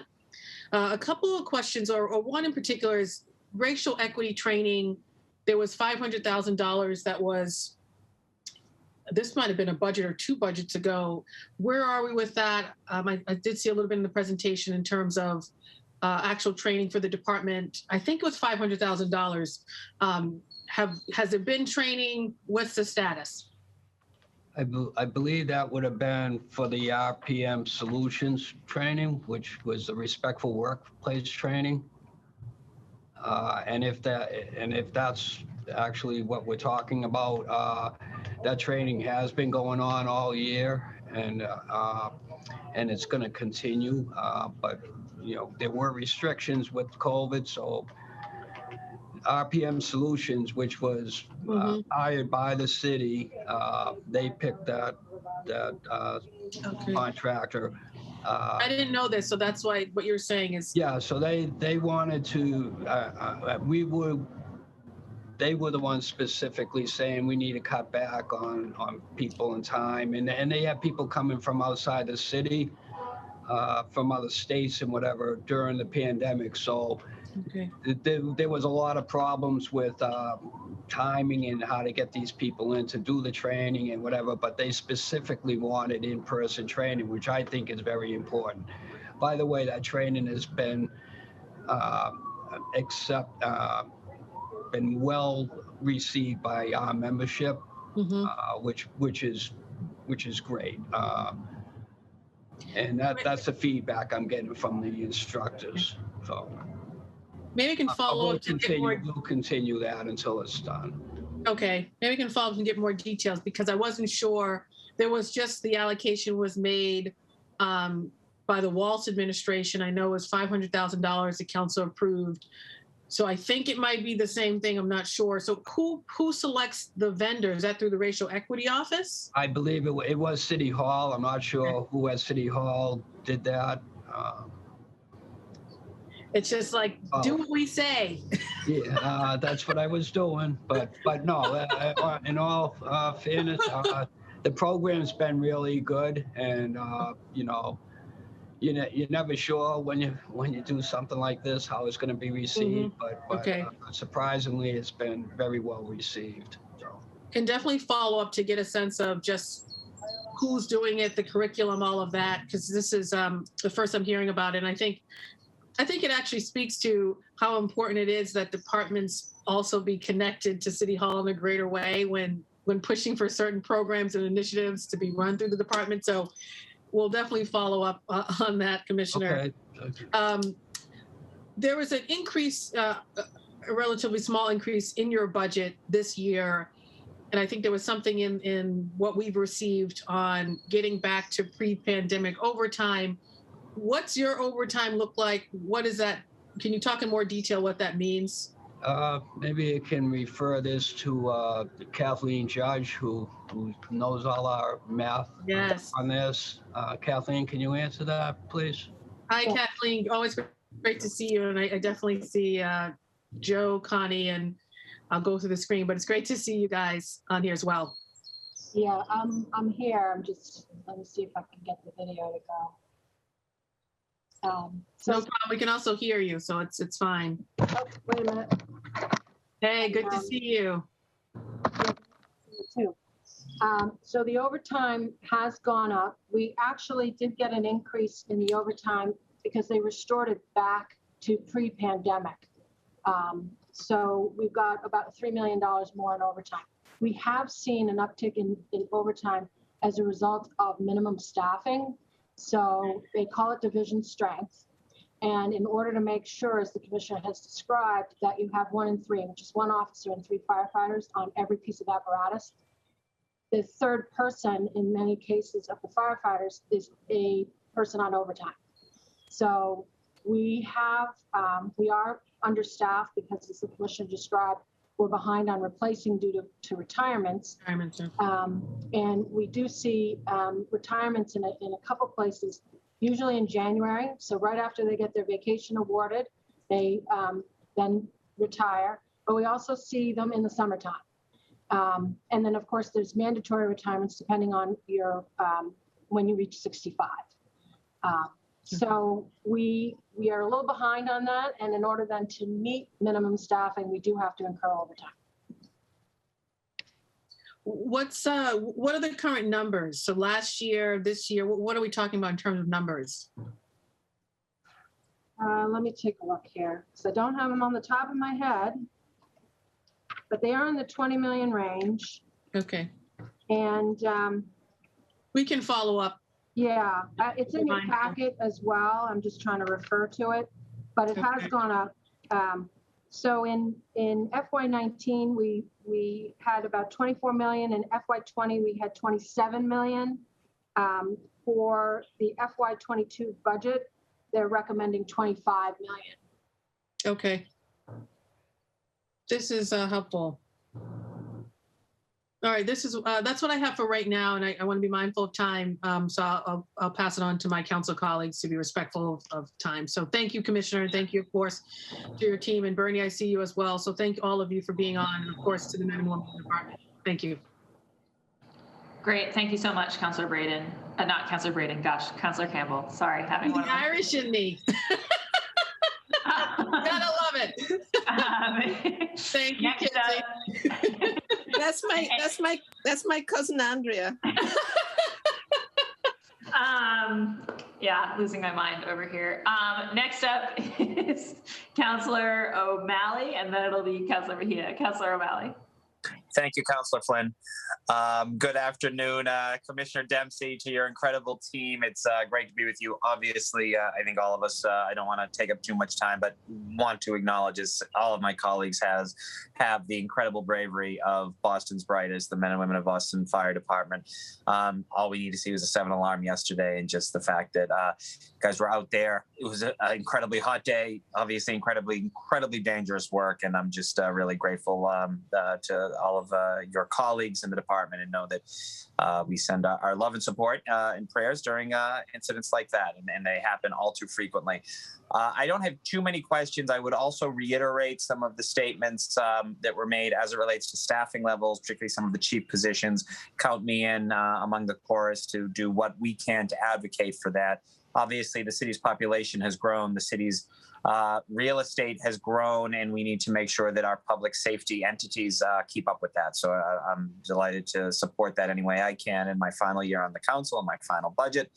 And I'm very excited to be with you, Commission, your team at the Eggleston Square groundbreaking this fall. That's something that's just really wonderful. I love the fact that you noted that it's going to be won't quite be net zero carbon, but it's going to be one of the greenest fire stations, certainly in the city, probably in New England. And that's a nice dovetail. And this is probably a question for Kathleen. I noticed that there's about a $500,000 decrease in utilities. Can you talk a little bit about how the department was able to actualize those great savings? You want Kathleen to answer that? Oh, anyone can jump in. I don't know if that was in her sort of bailiwick, but anyone can feel free. Ahead, Yes, Kathleen. I'll jump in. We have a face to a voice. So we have implemented a number of utility efficiencies through a number of efforts. Some of them include no flush toilets. In other words, the toilets flush automatically. As the commissioner mentioned, the boiler replacement at headquarters. Anytime you replace any of these utilities, you obviously try to invest in those that can be energy efficient. So we try to do that. Of course, we're doing that at Engine 42. Anytime we can build a new firehouse and do a LEED Silver project, it will include automatically energy efficient resources. So we do look to implement all of those on a regular basis, and we've done very well and have improved our efficiency. The other thing that we implemented with respect to utilities, because utilities is not just your energy consumption, but it's also fuel. And Sure. we have a fuel management system in place that you can only use a fob if you have the fob, so that it will not lead to anyone just pulling up to a firehouse and using the gas receptacle. You have to now have a fob. So we've controlled a lot of the use of fuel and keeping it to the department as opposed to a public resource. So we've saved dollars from that initiative. That's great. And I look forward in the years ahead to even continue to save more to advocate for electric vehicles for the non-fire trucks. I'm talking about the sedans that some of your colleagues may use a switch to electric. Obviously, I don't think we're quite. I look forward to the day when we can have EV fire trucks, but right now it probably is too large of a machinery to accommodate that well. But that's exciting. And again, saving nearly $500,000 in utility costs over a year is just a remarkable statistic and underscores the fact that every fiscal conservative ought to be an environmentalist, because you will save taxpayers money. So well done there. And then, Commissioner, I'm curious. I ask this every year, and I'm particularly interested this year in terms of trends that we see. Obviously, buildings are being built safer, typically, but we're also seeing other trends sort of in terms of fires that may exist. I'm curious what our numbers look like, and you touched upon this earlier a little bit, given the fact that this was such a unique 14 months that we've had people at home more often. Any trends that we saw in Boston or perhaps in other major cities as it relates to the number of fires, the severity of the fires, et cetera? So I haven't looked at it very closely, but what I have noticed is a couple of things on the new buildings going up all over the city. Fire prevention is very much involved in that, and from the beginning to the end. And so to the codes and the regulations, and sometimes I think we're a little bit excessive, but we're not. We're just looking out for people's safety, and that makes the building safer, and all the way with sprinklers and their alarm systems and everything. So that keeps everything to a smaller problems, if there is one. We're very active in the construction process too, where we've had, if you remember back 2 years, I think it's 2 years, it might have been 3 years ago with the Dorchester Street fire. After that, we have a construction safety unit that goes out to all these sites. I've been on working groups with the contractors and developers and architects on how to protect these type of sites during construction. So a lot has been done on that. Yeah, so we've made a lot of strides there. But over the course of this past winter, we've had some serious fires on existing buildings. A lot of them were the rear porches, and it's just, I don't know if it's people being home all the time, stuck in the house, and then they go out on the rear porch and have a cigarette, and next thing you know it, we get a fire. So those. What's the number one cause or the most frequent cause of fires in homes? So on those 3-decker with rear porches, I would say it was smoking. Cigarettes, okay. Careless disposal. People don't realize they flick the cigarette off they try to flick it off the balcony or off the porch rather, and it ends up blowing back in, and it sits there for, could sit there for 2 hours. They go back to bed, and next thing you know it, the rear porches are going in. And a lot of these rear porches are old, and the wood's dried out, and so it doesn't take much. And once that gets going, it's pretty spectacular fire. But we work on that all the time, back to basics training, and especially our units out in District 7, District 8, they've become expert at knocking these down quickly. Sure. So yesterday was a good example. We're very fortunate we didn't have the wind yesterday, but still, you can see how quickly things go up, and having the proper resources and the proper training, how quickly we were able to get that under control. No, well said. I will close with 2 points. One, again, just to sort of reiterate, I had brought this up earlier, just the staffing levels, particularly as it relates to CAR 10. In my district, we have, much to the chagrin of many members of the community, a 750 TS line pipeline. You know this well, Commish. We've spoken at length. You and your team have been very supportive, but it is a real concern because it runs parallel with an active quarry, the only quarry in the city of Boston. So to have the peace of mind for my residents, for my neighbors, to know that we would have resources in the way of CAR 10 or additional support would go a long way to alleviating some concern as it relates to such a major piece of infrastructure. I would echo the comments of Councilor Flaherty and others in that need. And I also wanted to close just again, obviously thanking you and your team, but also just the men and women of Local 718. President John Starrow and his team have just been great to work with, as well as 2 individuals with whom I've gotten to know quite well over the last couple of years, and that's Kathy Crosby Bell and Sarah Westman of the Last Call Foundation, who I know are once again raising money through the Boston Marathon to support the great men and women of Boston Fire Department. So thank you all. Good luck. God bless. Appreciate all of your work. And that's all, Madam Chair. Thank you. I just want to comment quickly on the pipeline and the quarry. So just you may know this already, but anytime they blast out there, the numbers I've taken and reviewed and sent in to fire prevention, and all those numbers are well below anything that would affect the pipeline. So I know if you're living out there and you're on there, people are nervous about it, but there was a lot of study into that and continuous, the quarry's been there for 100 years and we're on top of them on that blasting all the time. So everything is done up on the level and Listen, I have no doubt, and I've had a complicated relationship with the quarry. They have been there a while. I think the addition of a quarry plus a major pipeline so close can be a cause of concern. I don't mean to create a false panic because that would be irresponsible.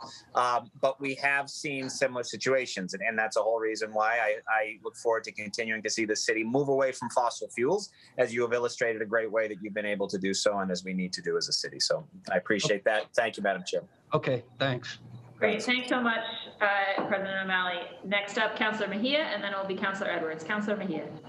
Good morning, all. Thank you, Commissioner, for your thorough and very thoughtful presentation. And you answered a lot of our questions. So you get an A for that, and you set the gold standard for what other departments need to do when they come in front of this body. So thank you for all your hard work and service here to our great city. So I only have a few questions. I'm just curious, you talked about in the recruitment and outreach efforts, I'm just curious, what are we doing to increase the number of diverse recruits from 20% to something much higher?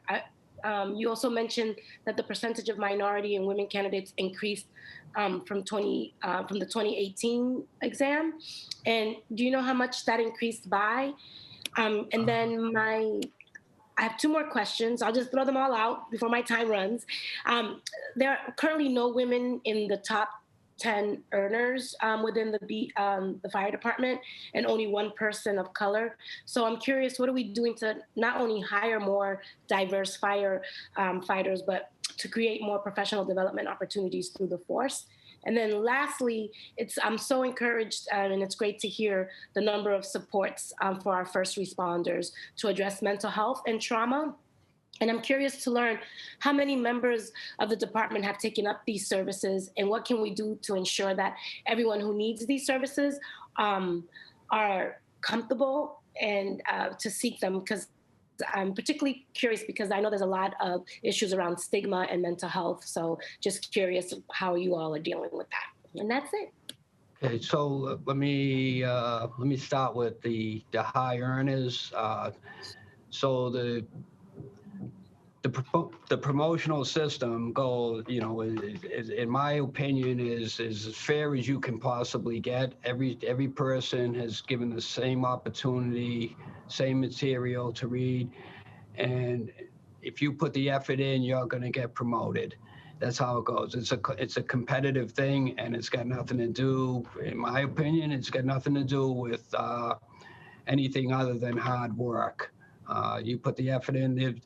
I've been taking promotional exams for 30 plus years now, and some of them I did well and I got advanced, and some I didn't and I stayed where I was. So that being said, and there've been people,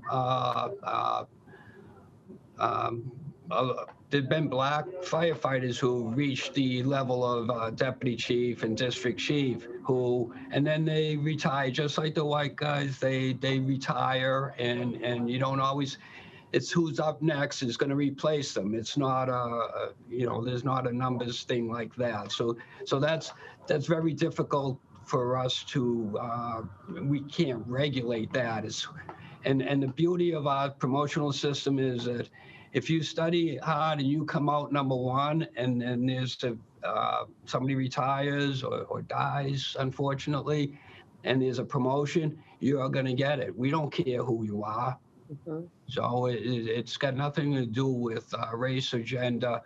It's who's up next on the list, and it doesn't even matter whether we like you or dislike you. We're going to promote you. So it's a very fair system.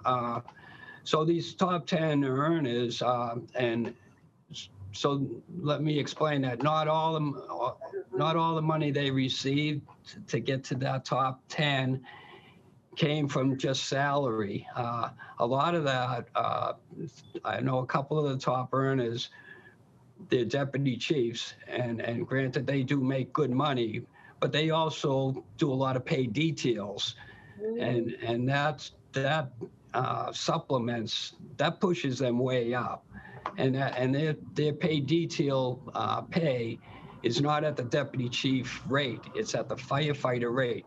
So, and the only way they get a paid detail is if no firefighters want that detail. So we go through all the firefighters first. So that's a detail that needs to be filled, and the deputy chief will work it at the firefighter rate.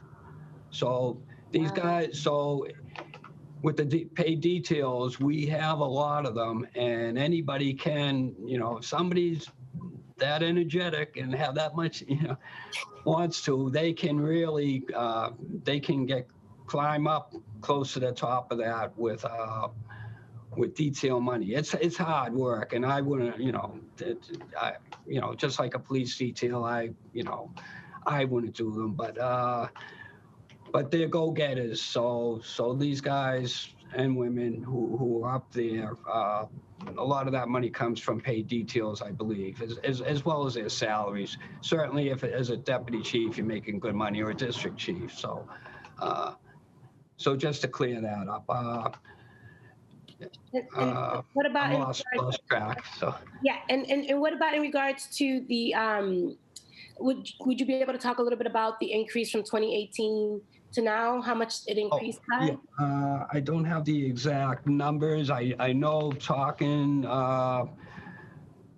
So I don't have the numbers exactly in front of me, but I know that with civil service for the exam, that the number of actual veterans and disabled veterans, those numbers have gone down some, so that actually opens opportunity for non-vets, even though we're still at the point where the veterans are the ones being hired, or the disabled vets. So civil service law is what it is, and that's what we have to go by. I have no. We are very strict all the way across the board for everybody that applies. So residency, drug testing, the whole thing. Everybody is treated exactly the same. And if you come in and you get through everything, you're on. So the other issue is, so we use the language list, and that's sometimes, most of the people on the language list are minorities. So whether they're Spanish or Asian, so that does increase our numbers along those for the minorities. And then I'm just curious about how many of your firefighters and staff are taking advantage of some of the mental health and wellness support services, because I know there's a lot of stigma around that. So I'm just curious, have you been successful? Are people leaning into it and seeking it? So our EAP program is very busy.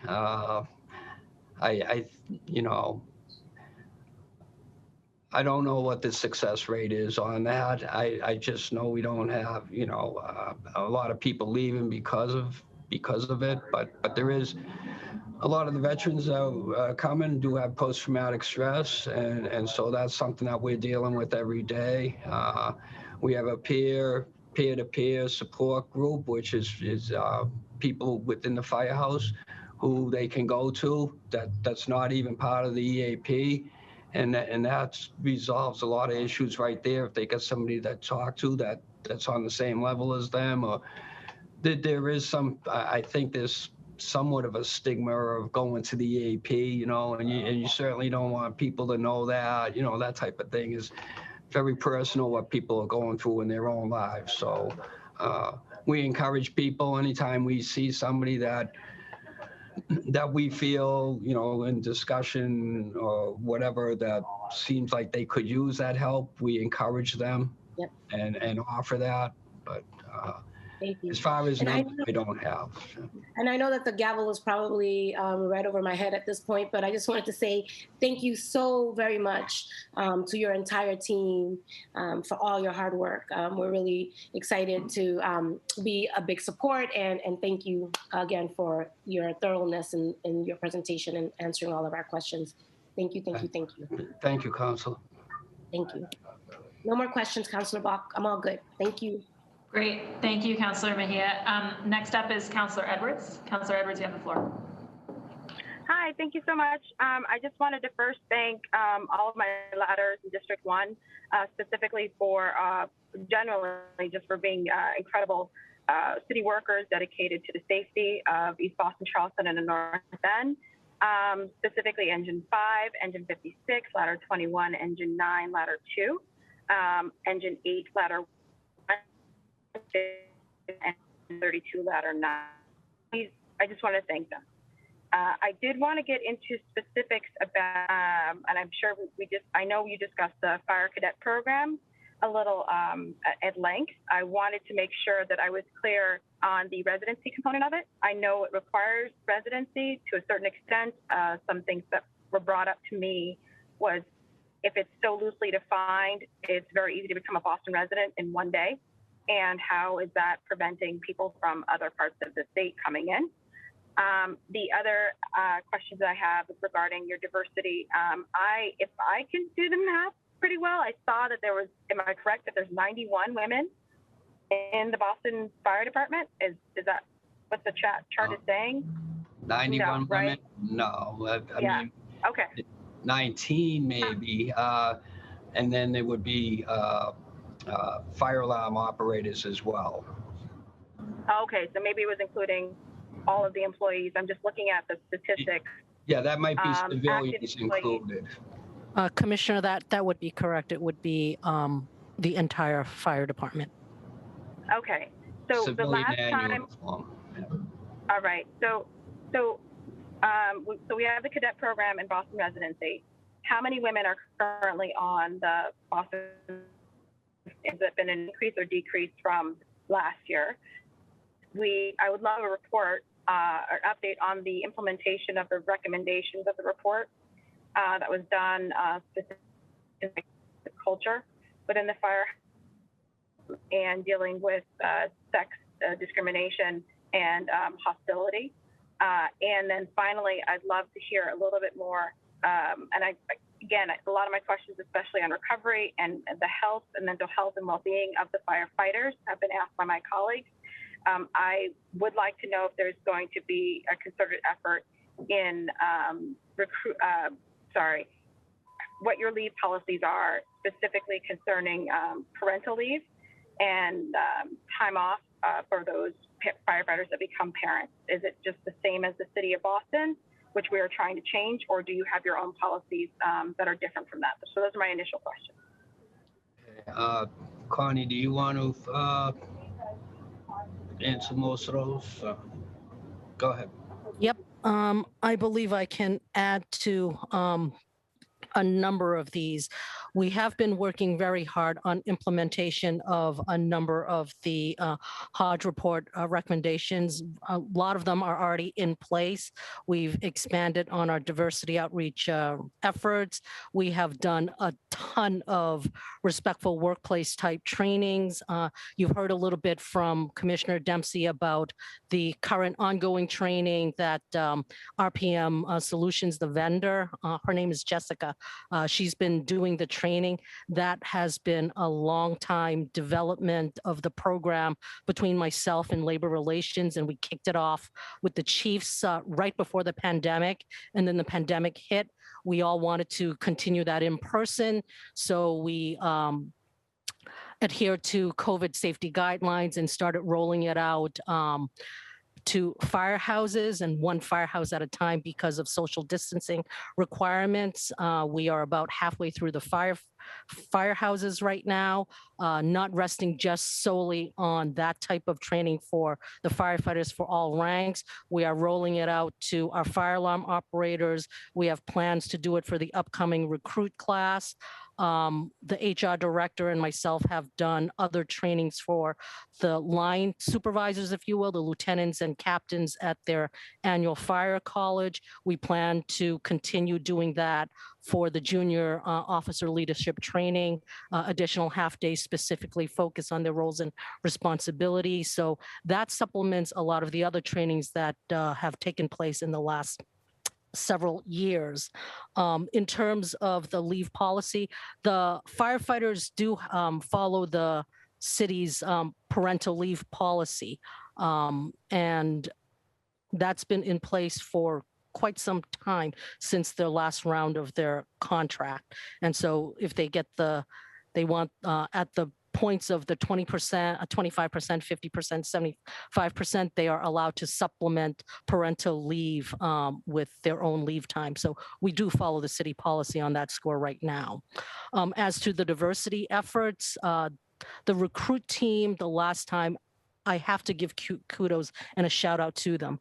They have done a phenomenal job knowing that there's a lack of trying to recruit female applicants. They were very creative. They went out into all neighborhoods and they went to where the females were, whether it's like hair salons, nail salons, where females would congregate. They have divided up the neighborhoods and went out and made a good effort to recruit female applicants. I can tell you, because I keep track of a little bit of this data, in 2018, for the 2018 exam, there were only 59 female applicants. For the 2020 exam, it went up to 129 applicants. So you can see that they're making, it might seem like small efforts, but it is a good, concerted, strong effort to increase the numbers. Unfortunately, because of COVID, and it's not just females, a lot of people either chose not to complete the HRD exam process. So some people didn't complete the written exam and some people didn't complete the physical abilities test portion of it. So I don't have the data on the final results. But in terms of the females on the eligible list, it's pretty consistent with past years. So that's what I have on the diversity numbers. And the last three classes, the diversity rate, I believe the commissioner said it was about a third, and that has been consistent. And that's through the use of selective language certifications and the regular lists. And I have been very successful in getting HRD to allow for selective language certifications. This should be the 4th year running. I started with only Spanish and Haitian Creole, was able to expand that to Chinese languages, then Vietnamese languages, and fighting with HRD, and finally got Cape Verdean language. So I got all 5 top languages spoken in the city of Boston for the last recruit class, and I anticipate gunning for it again going forward for the next few recruit classes. So that's where we stand on diversity numbers. We have 19. So, yeah, so. Sorry. I'm sorry. You have 19 women, and last Yes. year, how many women did you have? Last year we had 19, but 1 resigned. So we're still at 19. Okay. So with the upcoming. Right. So there's been. Right. So there's been no, I know, I appreciate the effort, but there's been no actual increase in the number of women in the fire department. If you're asking raw numbers, then no, but you have to look at it this way. And we would love to have more female firefighters. I'm going to look at it. I appreciate it. Okay, which is fine. I appreciate this, but I'm going to look at it the way I look at it. Okay. And I do, and I'm acknowledging the effort, right? I would note that, you know, women are obviously in more places than nail salons and hair salons. I mean, I would look at college campuses, college athletes, and looking at those were just examples. We've gone to all those places. Okay. All right. And so the retrofitting of the is that complete?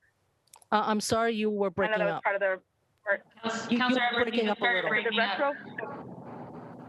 Can you say that again? Sorry. Can you hear me? Can you hear me? Yes. Yep. Okay. The retrofitting of the bathrooms, is that complete? That's been complete for a long time. Okay. And then in terms of the, I do know that there was an issue with one of with the culture and one of the complainants coming back into the firehouse after having basically gone to court, brought another member to trial, and he was found guilty. And so that return culture, I guess retaliation or whatever she felt coming back, how has that been addressed?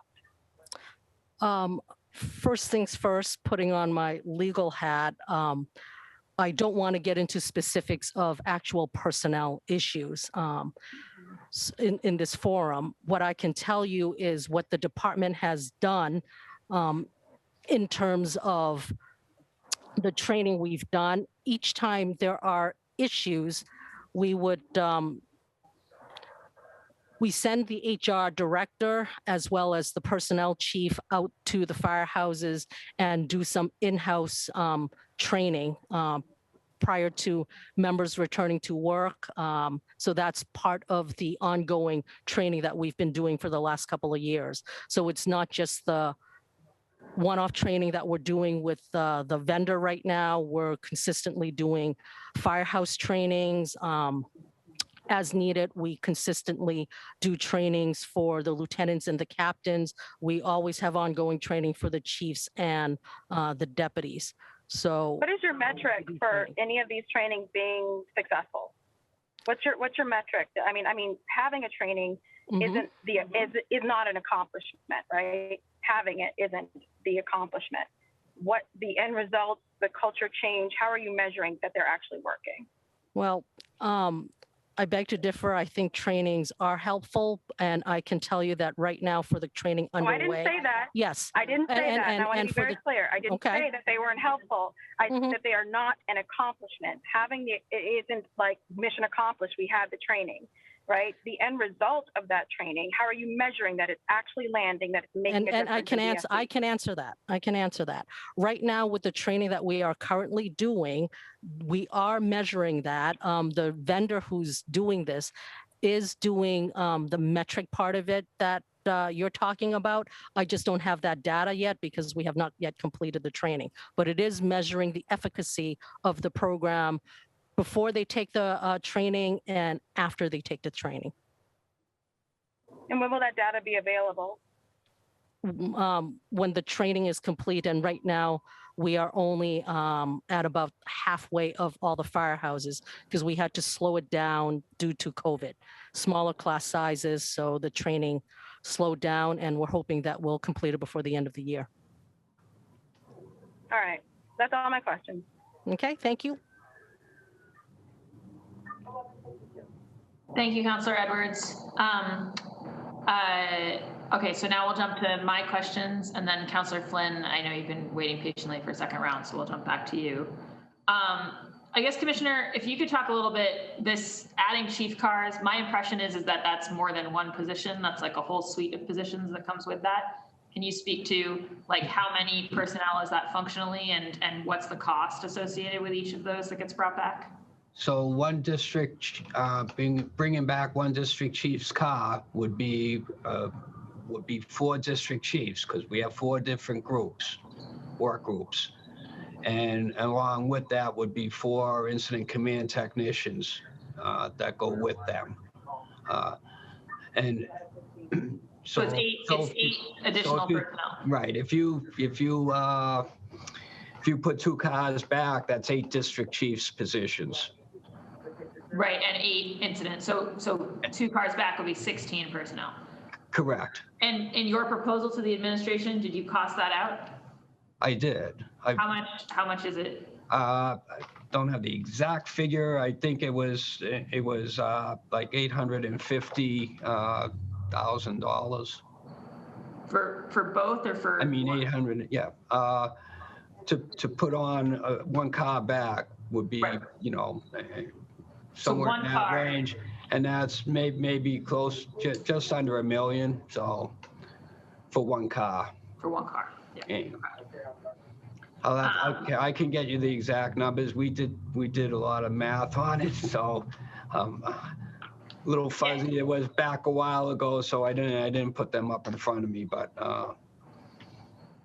yeah, that would be great. You know, this is the unpopular, but as the Ways and Means Chair, it's my job to say, well, what would things actually cost, and what's the, you know. yeah. All right, well, that's good to understand. I will just say, I do share Councillor Edwards' frustration. I mean, it seems to me like it's great to know that our firefighters of color numbers are increasing.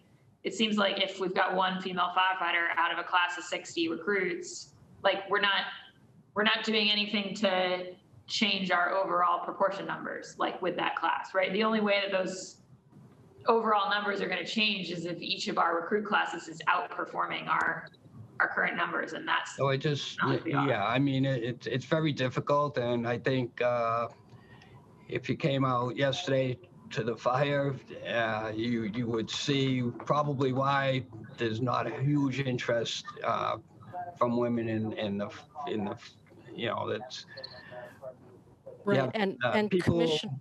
Go ahead. Sorry, Connie.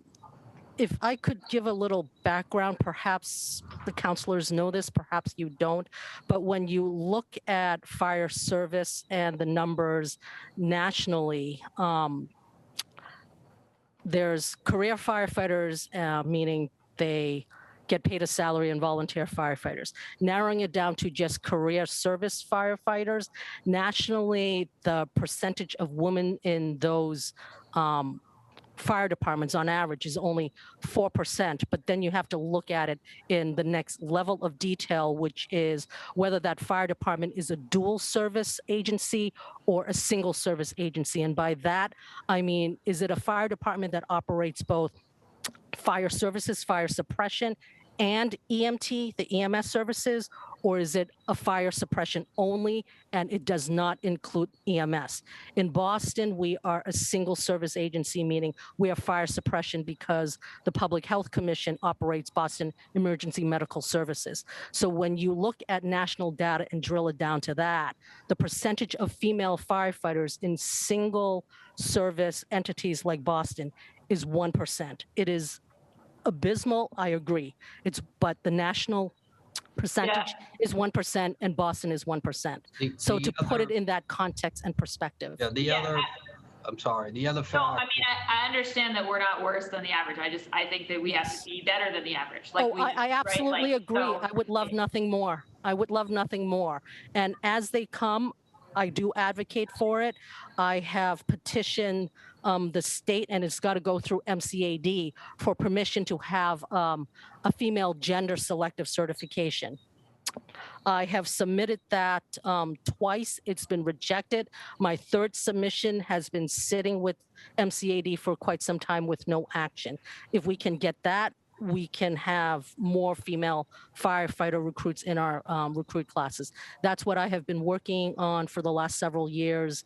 Unfortunately, have not been successful, but it doesn't mean we stop trying. So I'll continue to try.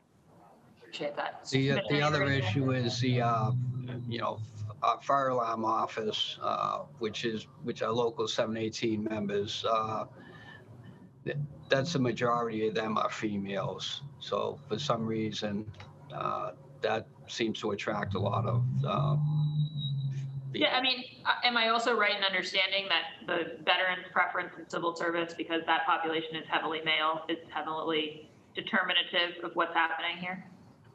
Well, civil service law, Right. No. I'm not blaming that. I'm just saying, right, that's, because I do think, Commissioner, I would push back a little bit. I don't think that our main barriers here are women selecting for fire service. I think the fact that the primary draw, and this is not uniquely true for our fire system, right, across the country for fire systems is from a military that's heavily male, right, is a pretty major definer of the industry. Yeah, I mean, there are a lot of women in the military now compared to years ago, but yeah, I mean, we're looking at people coming out of the military and trying to attract them as well, knowing, and we're looking at women too from that perspective, but you know.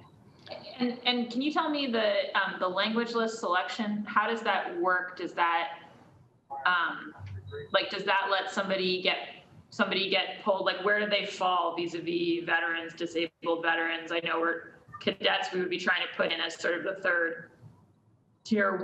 How does the language thing interact with where it's a separate list from the veterans and disabled veterans. So Connie, why don't you Okay, explain that? sure. The way selective language certifications work is we have to petition to HRD to get permission and demonstrate a need to hire for particular languages. So we submitted each class with a lot of data, and once we're approved for it, we get different lists, separate lists for each of the languages that we want to hire from. So they are hired on their own lists, separate and apart from everyone else. So it's not really one jumping over another. They're just hired off of different lists, which is permissible, and that's how we reach them.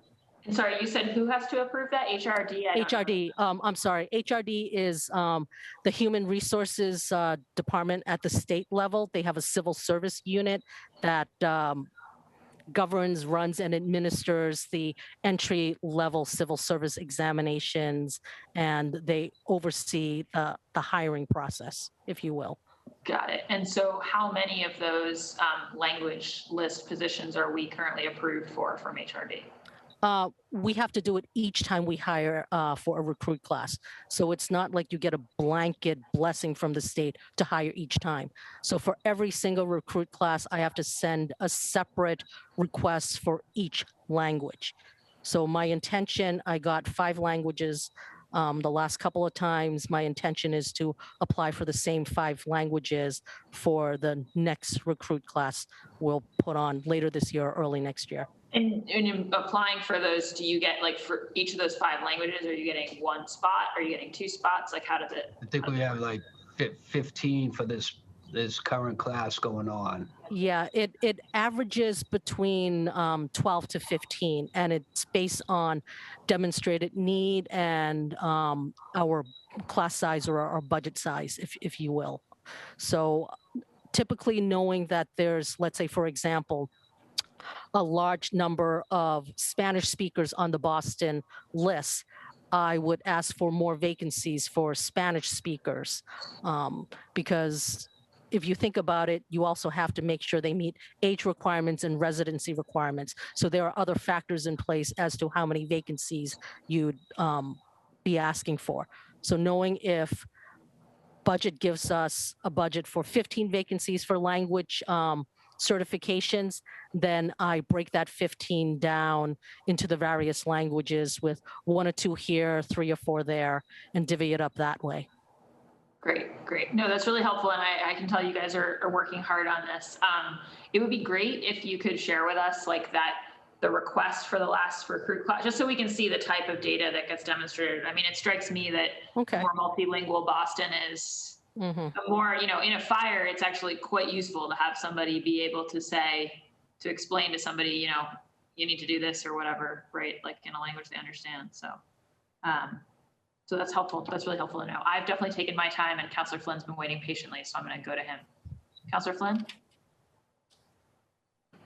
Thank you. Thank you, Councilor Bock. Again, thank you to the commissioner and the dedicated professionals here from the fire department. I just wanted to follow up on a couple of questions I didn't ask from my first round. Just doing a little bit of research. Ladder Company 13, I did some research about possibly reinstating Ladder Company 13 to District 4. We're home to where the BU Biolab is in the South End area. It's one of the busiest around, but just wanted to see what your feedback is on that issue. Reinstate Ladder Company 13 to District 4, South End, Back Bay, Bay Village, Lower Roxbury. I mean, certainly we'll take a look at that.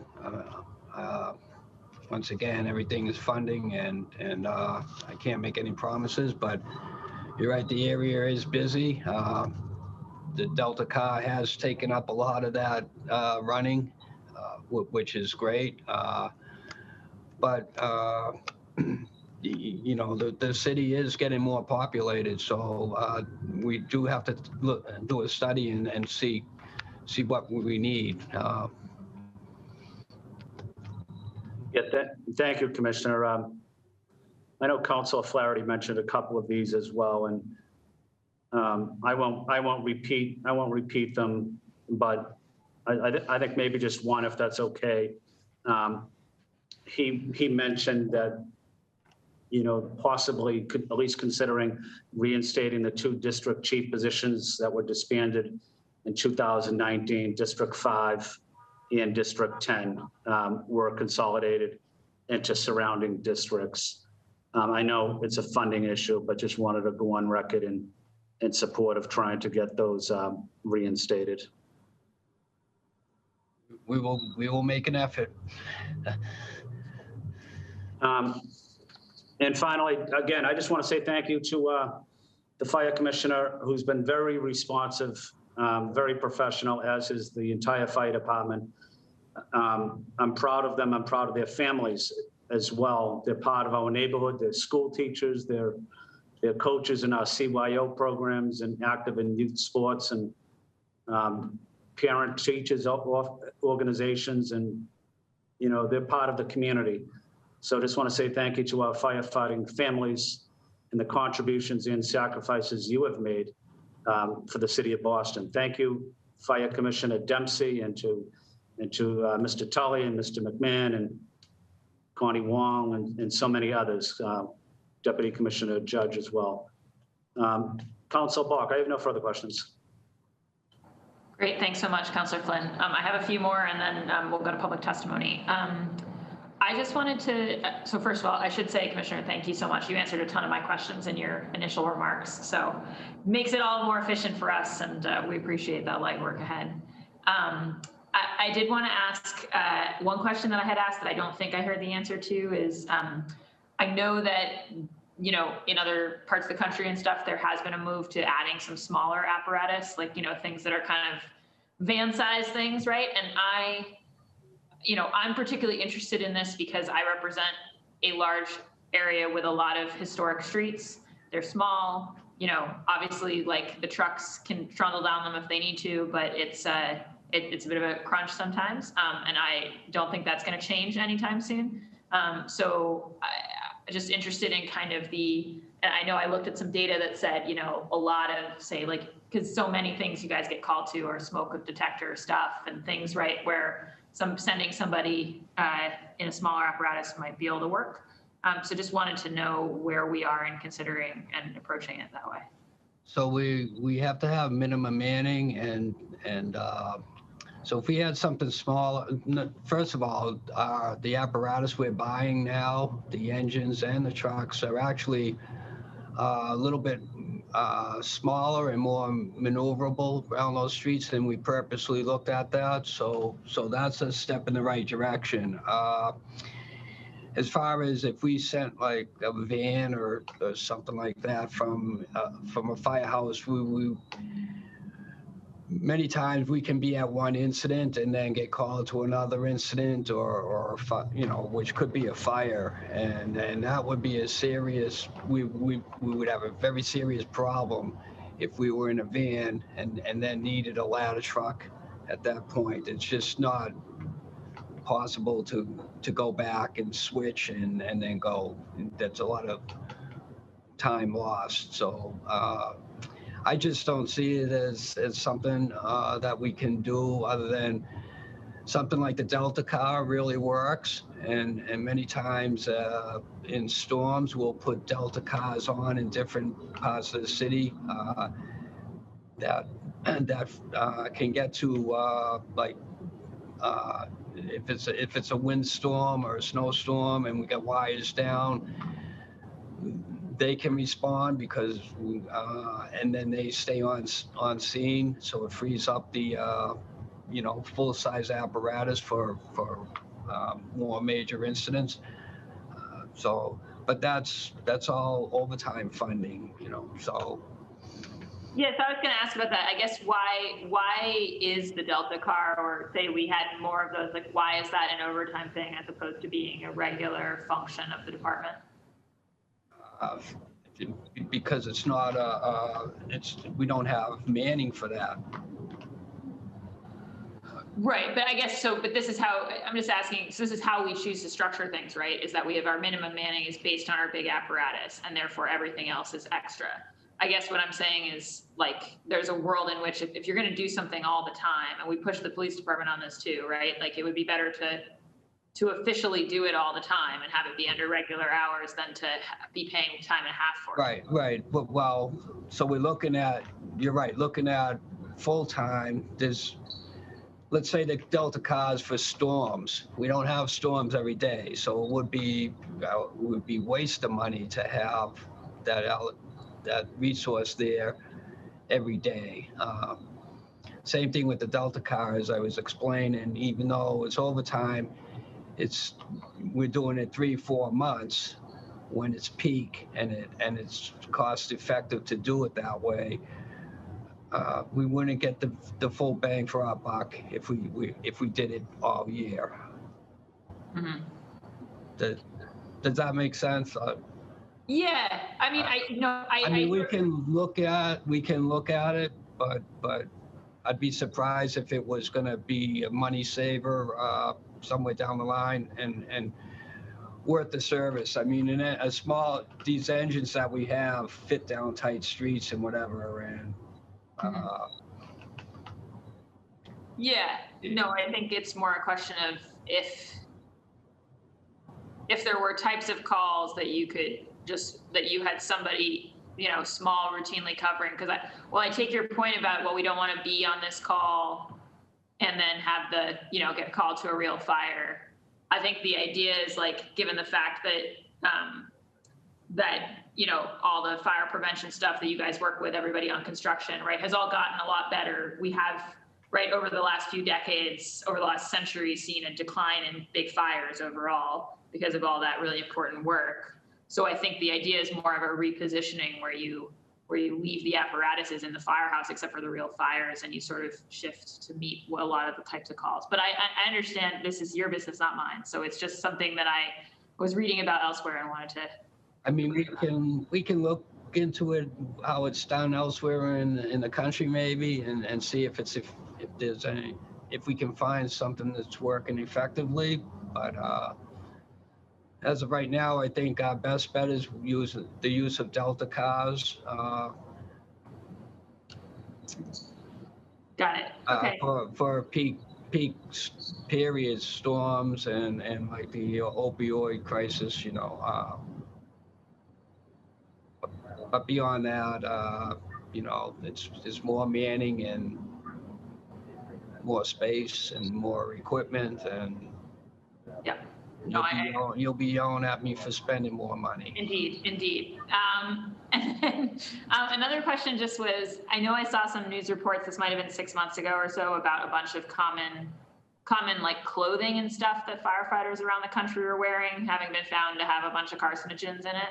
And I know you've been doing tremendous work around the firehouses and the questions of cancer risks, and that was something that Commissioner Finn before you was working on, but so that's like about our spaces and all that, but I'm wondering whether this had risen to your guys' attention, whether it has to do with any of the things that our folks wear. So we just had a company in that's doing extensive research on just what the clothing will absorb and whether it goes through the skin, through to the skin. And so it's a very fine line with crossing. Like yesterday's a good example. We need equipment that we can breathe in, and that's gonna let the heat out that on a day like that. So it's very complicated and getting the right mix between protecting us and being able to stay healthy through incidents. We have come a long way with the Gary Sinise Foundation providing and the Last Call Foundation providing washing machines and dryers that extract chemicals and stuff from the gear when it's washed. So those are being put in every firehouse. I think the washing machines are in every firehouse already. And it's not, you don't, they're heavy duty, you don't wash regular clothes in them. These are specifically made, and the water, the dirty water that comes out of cleaning them is extracted to a certain place. It's not normal. It's not a normal washing machine. And same thing with the dryers for that purpose. So we're taking a lot of strides in just the equipment and how it, may, capture carcinogens and, keeping it on the main floor, washing them and whatever. So. Got it. Okay. No, that's good to hear. And then just one other question, the fire alarm building, the roof and sort of tentative design project, where's that? I believe they're expecting to start the project in September. It's a radio antenna, new radio antenna, I believe roofing. I'm not sure the exact details of everything, but. Okay, but you think it's happening? It's a major project, and it's all, I think it's part of the Muddy River. Conservancy, yeah, the whole. Yeah. Well, we might as well get it done while everything is all torn up around there. Oh, no, I think absolutely. My constituents will lose their mind if the Army Corps finally brings their fences down and the fire department throws their scaffolding. They saw us taking the fence down, and I think they thought we were going to expand the parking lot, but that's not the case. It's great. That's great. Yes, we did get a number of concerned calls about that. And then on the cadets, I mean, it seems obvious that we need to figure out how to implement it effectively. It's an important priority of the council, along with, I would think, the acting mayor. I know that you're right at the beginning, as you say, but what is our vision for when we would hope to have a first cadet class getting enrolled? That's a good question. I would hope within another year or so. So here's Connie, can you help out on this on the because the civil service list, we're tying a lot of things into this, so maybe you can expand on it better than I can. Yes. So the cadet program, we have to work with a lot of our partners, such as the Vulcans and 718, working with the department leadership to envision and develop what is the cadet program going to look like so that it works for the Boston Fire Department and achieves the goal of, one of the goals, which is increasing female firefighters and persons of color. To do that, you have to design a program where it's meaningful, where they learn enough about the fire department, and then ultimately after the 2-year program, they have to sit for the civil service exam.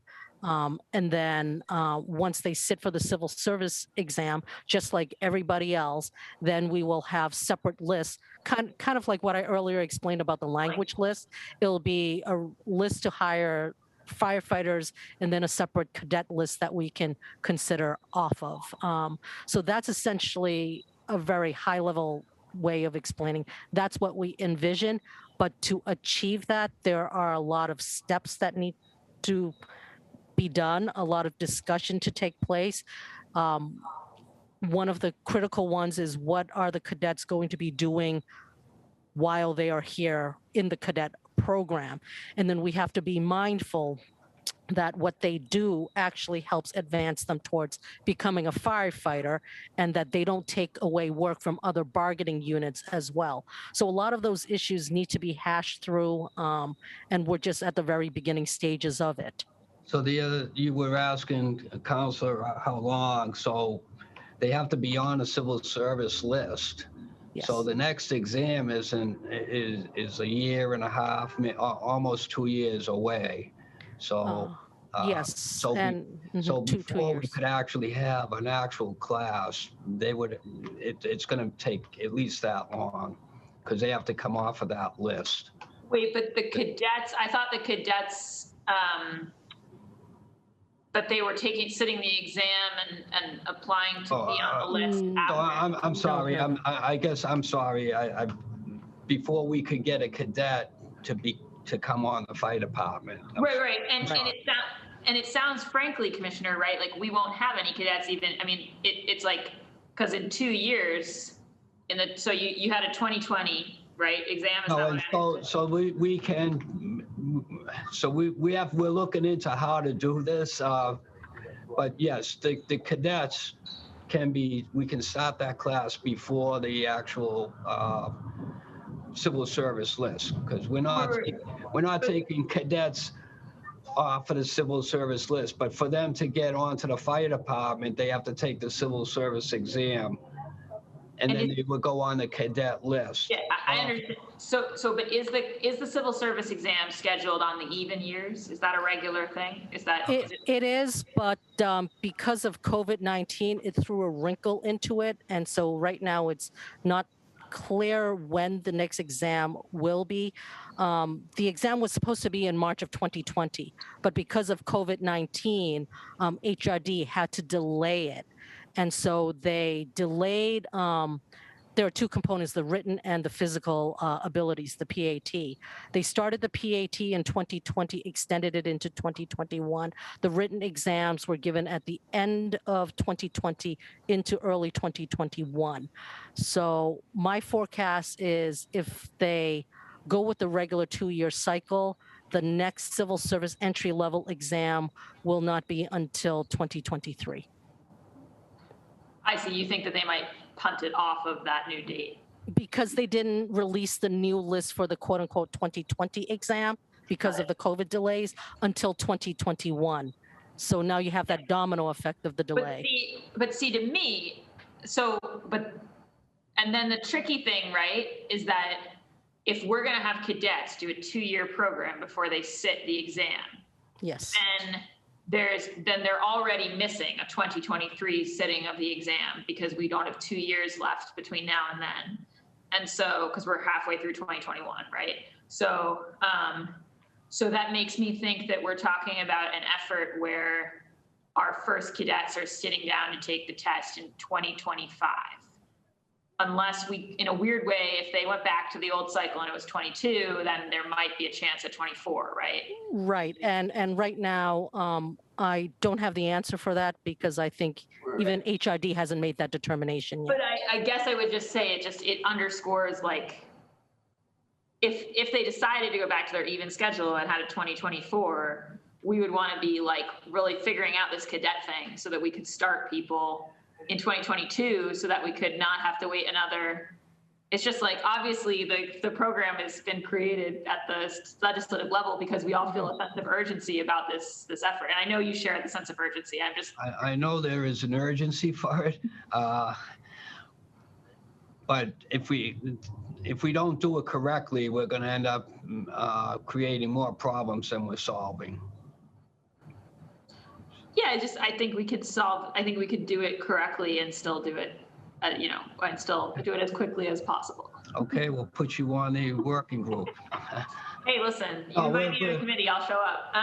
We're trying, but there's a lot of logistics. There's a lot, like I said, we have very little to, other than looking at the police program, which is, everybody thinks police and fire is similar, but there's a lot of differences. So as I said earlier, I want to make this a model program, and to do this, I don't want to, there are other people looking at this besides Boston. They're actually looking at Boston to do this right. Other communities. I've heard it from Metro Chiefs and across the state. So I feel the pressure to make sure, and I'm always, I want to make sure I do things right and not rush it. I'm not saying that we're not working on this as quickly as we can, which we're going to, but we need to do it correctly. No, absolutely. I think obviously it's important to get it right, and appreciate your fastidiousness, Commissioner, on that and on many fronts. It's very important.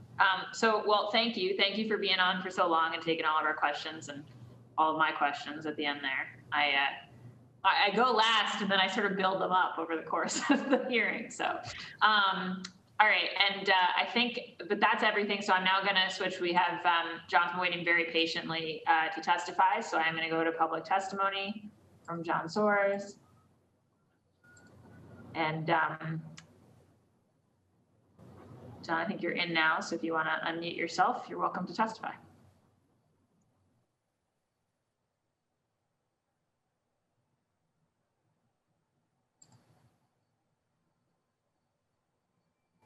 Thank you so much for your patience, Mr. Soares. Hey, how are you?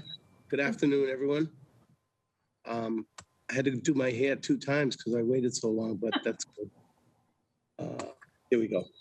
Thank you again. Madam Chairperson, we thank you so much for all your effort in the Ways and Means Committee and all that you guys are doing. We thank you.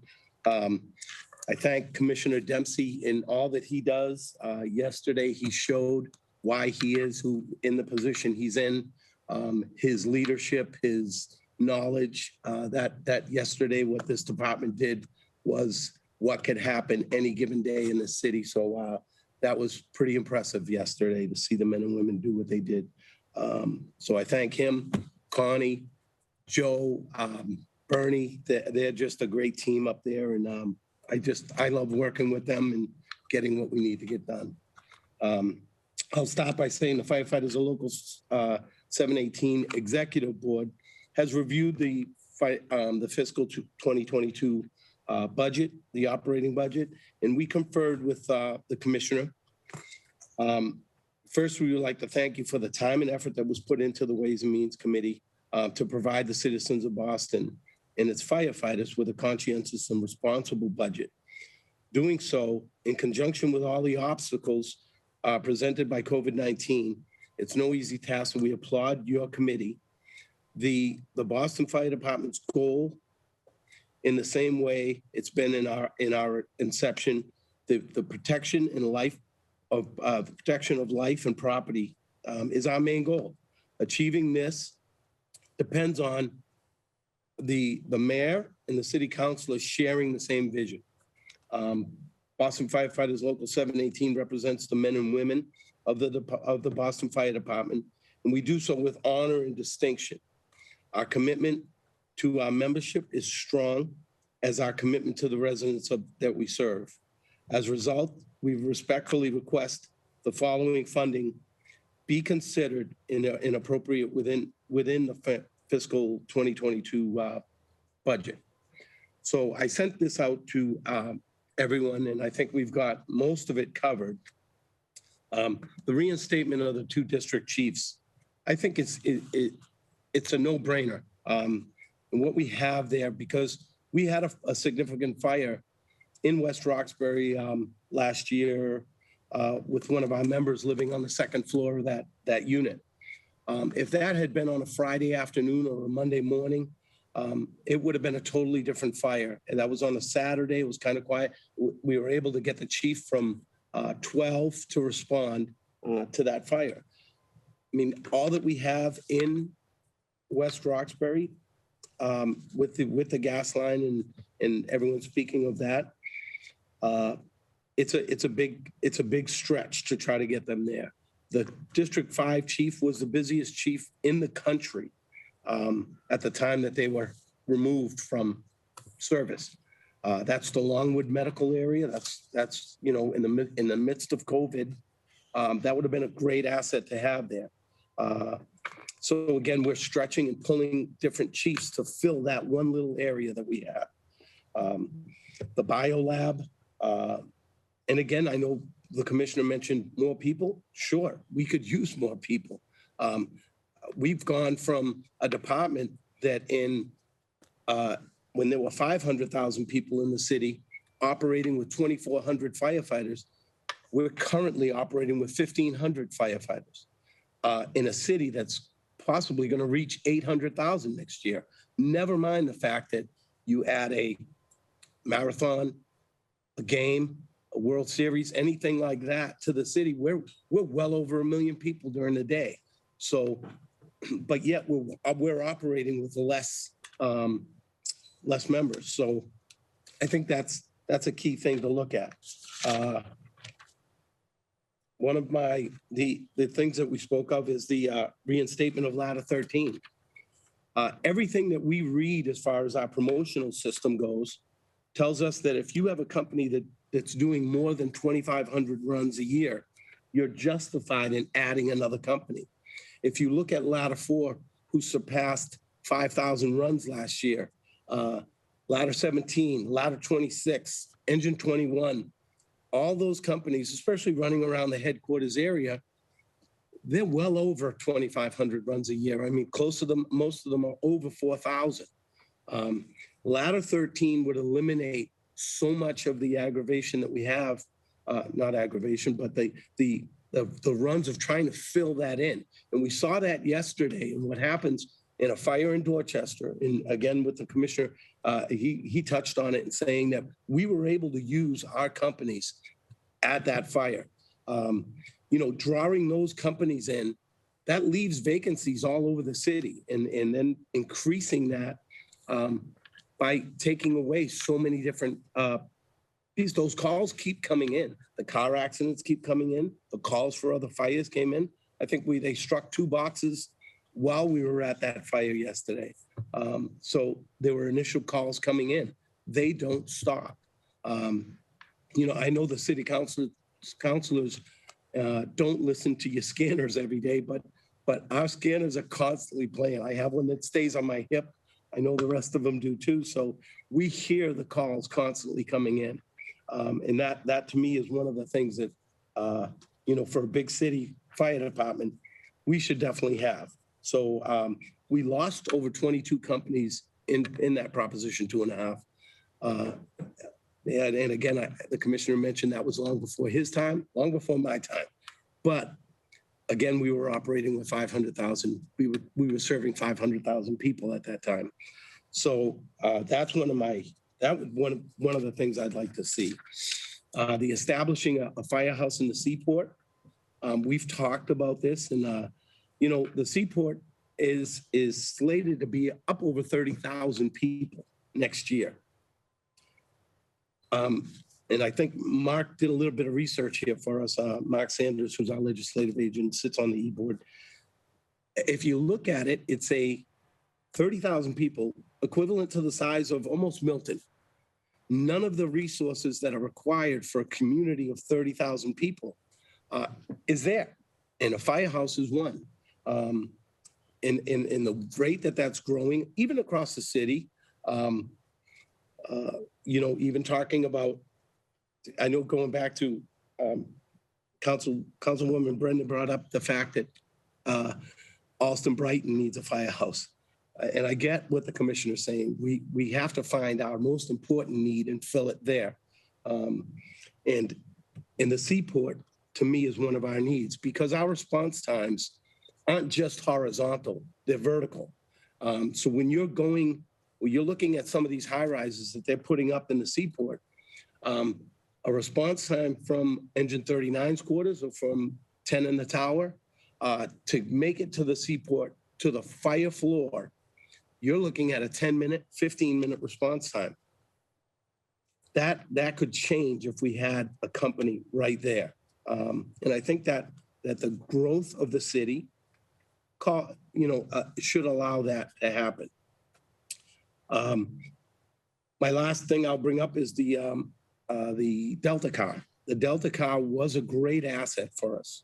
And I think that if they're not being used on that day for the Delta, we should spread those out. Let them do inspections. Let them do whatever else we can have them do. But that they were doing a great job there. Whether, I know that bridge is an issue. Quincy's an issue for us having to transport anything over there. I know that's going to be a long haul, and we may be looking at 10 years before that we can get back on the island and get things going there. I know the building itself needs help. So there's a lot that we can do, but I think in the midst of all that we've done in COVID, and I think the city is still thriving. We're doing what our best with what we have. But could we use more? Definitely, we can use more. We need to. I'll just talk to you quick about the some of my issues are the dive team. The dive team has a J truck that sits at Engine 20's quarters. If Engine 20 goes on a run on a hot summer day like yesterday or today, you know, something happens down at Carson Beach or High Park at the Turtle Pond that kids were swimming in yesterday. I know there's a sign there that says no swimming, but for some reason they keep swimming. The 28 and 10 have a boat. You know, we need in the summer months at least to have that truck staffed so we don't have to have Engine 20 come back from a run, put a driver there and send them either to Carson Beach or wherever there may be an incident. That's something that we could have, that specialty unit, like, again, I mentioned 28 and 10 and Engine 10 and the tower. Those companies have, they are not fully staffed in a lot of things that they do. We should have those companies. Again, I say, if we're a big city fire department, let's play big city fire department. That's kind of what those are my issues, and I know it's been a long morning for everybody, so I'll leave at that.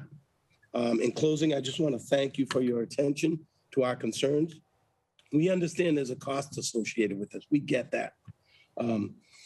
These proposals. Fortunately, the city has remained financially solvent through these challenging times. And this is a testament to our mayor and our city council. We recommend strong consideration to be given to utilizing a portion of the federal COVID money. I know Councilman Baker brought that up, that's one of the things he keeps hearing. Funding to the financial purposes we put forth in this letter. We wish you continued success in all that you do. Thank you for your time. Great, thank you so much. And thank you to the men and women of Local 718. We really appreciate all your service and appreciate you waiting through this rather long hearing to share those remarks. So thank you. Thank you. And thank you again to the commissioner and your team for staying on and for answering all of our questions. Very grateful. And yeah, and with that, there's nothing for me to do except to say that this hearing of the City Council's Ways and Means Committee is adjourned. Thank you all. Thank you. Have a great day. How was that? You did a great job. I'm going to buy you lunch now. John Melissa just. Sorry to jump out.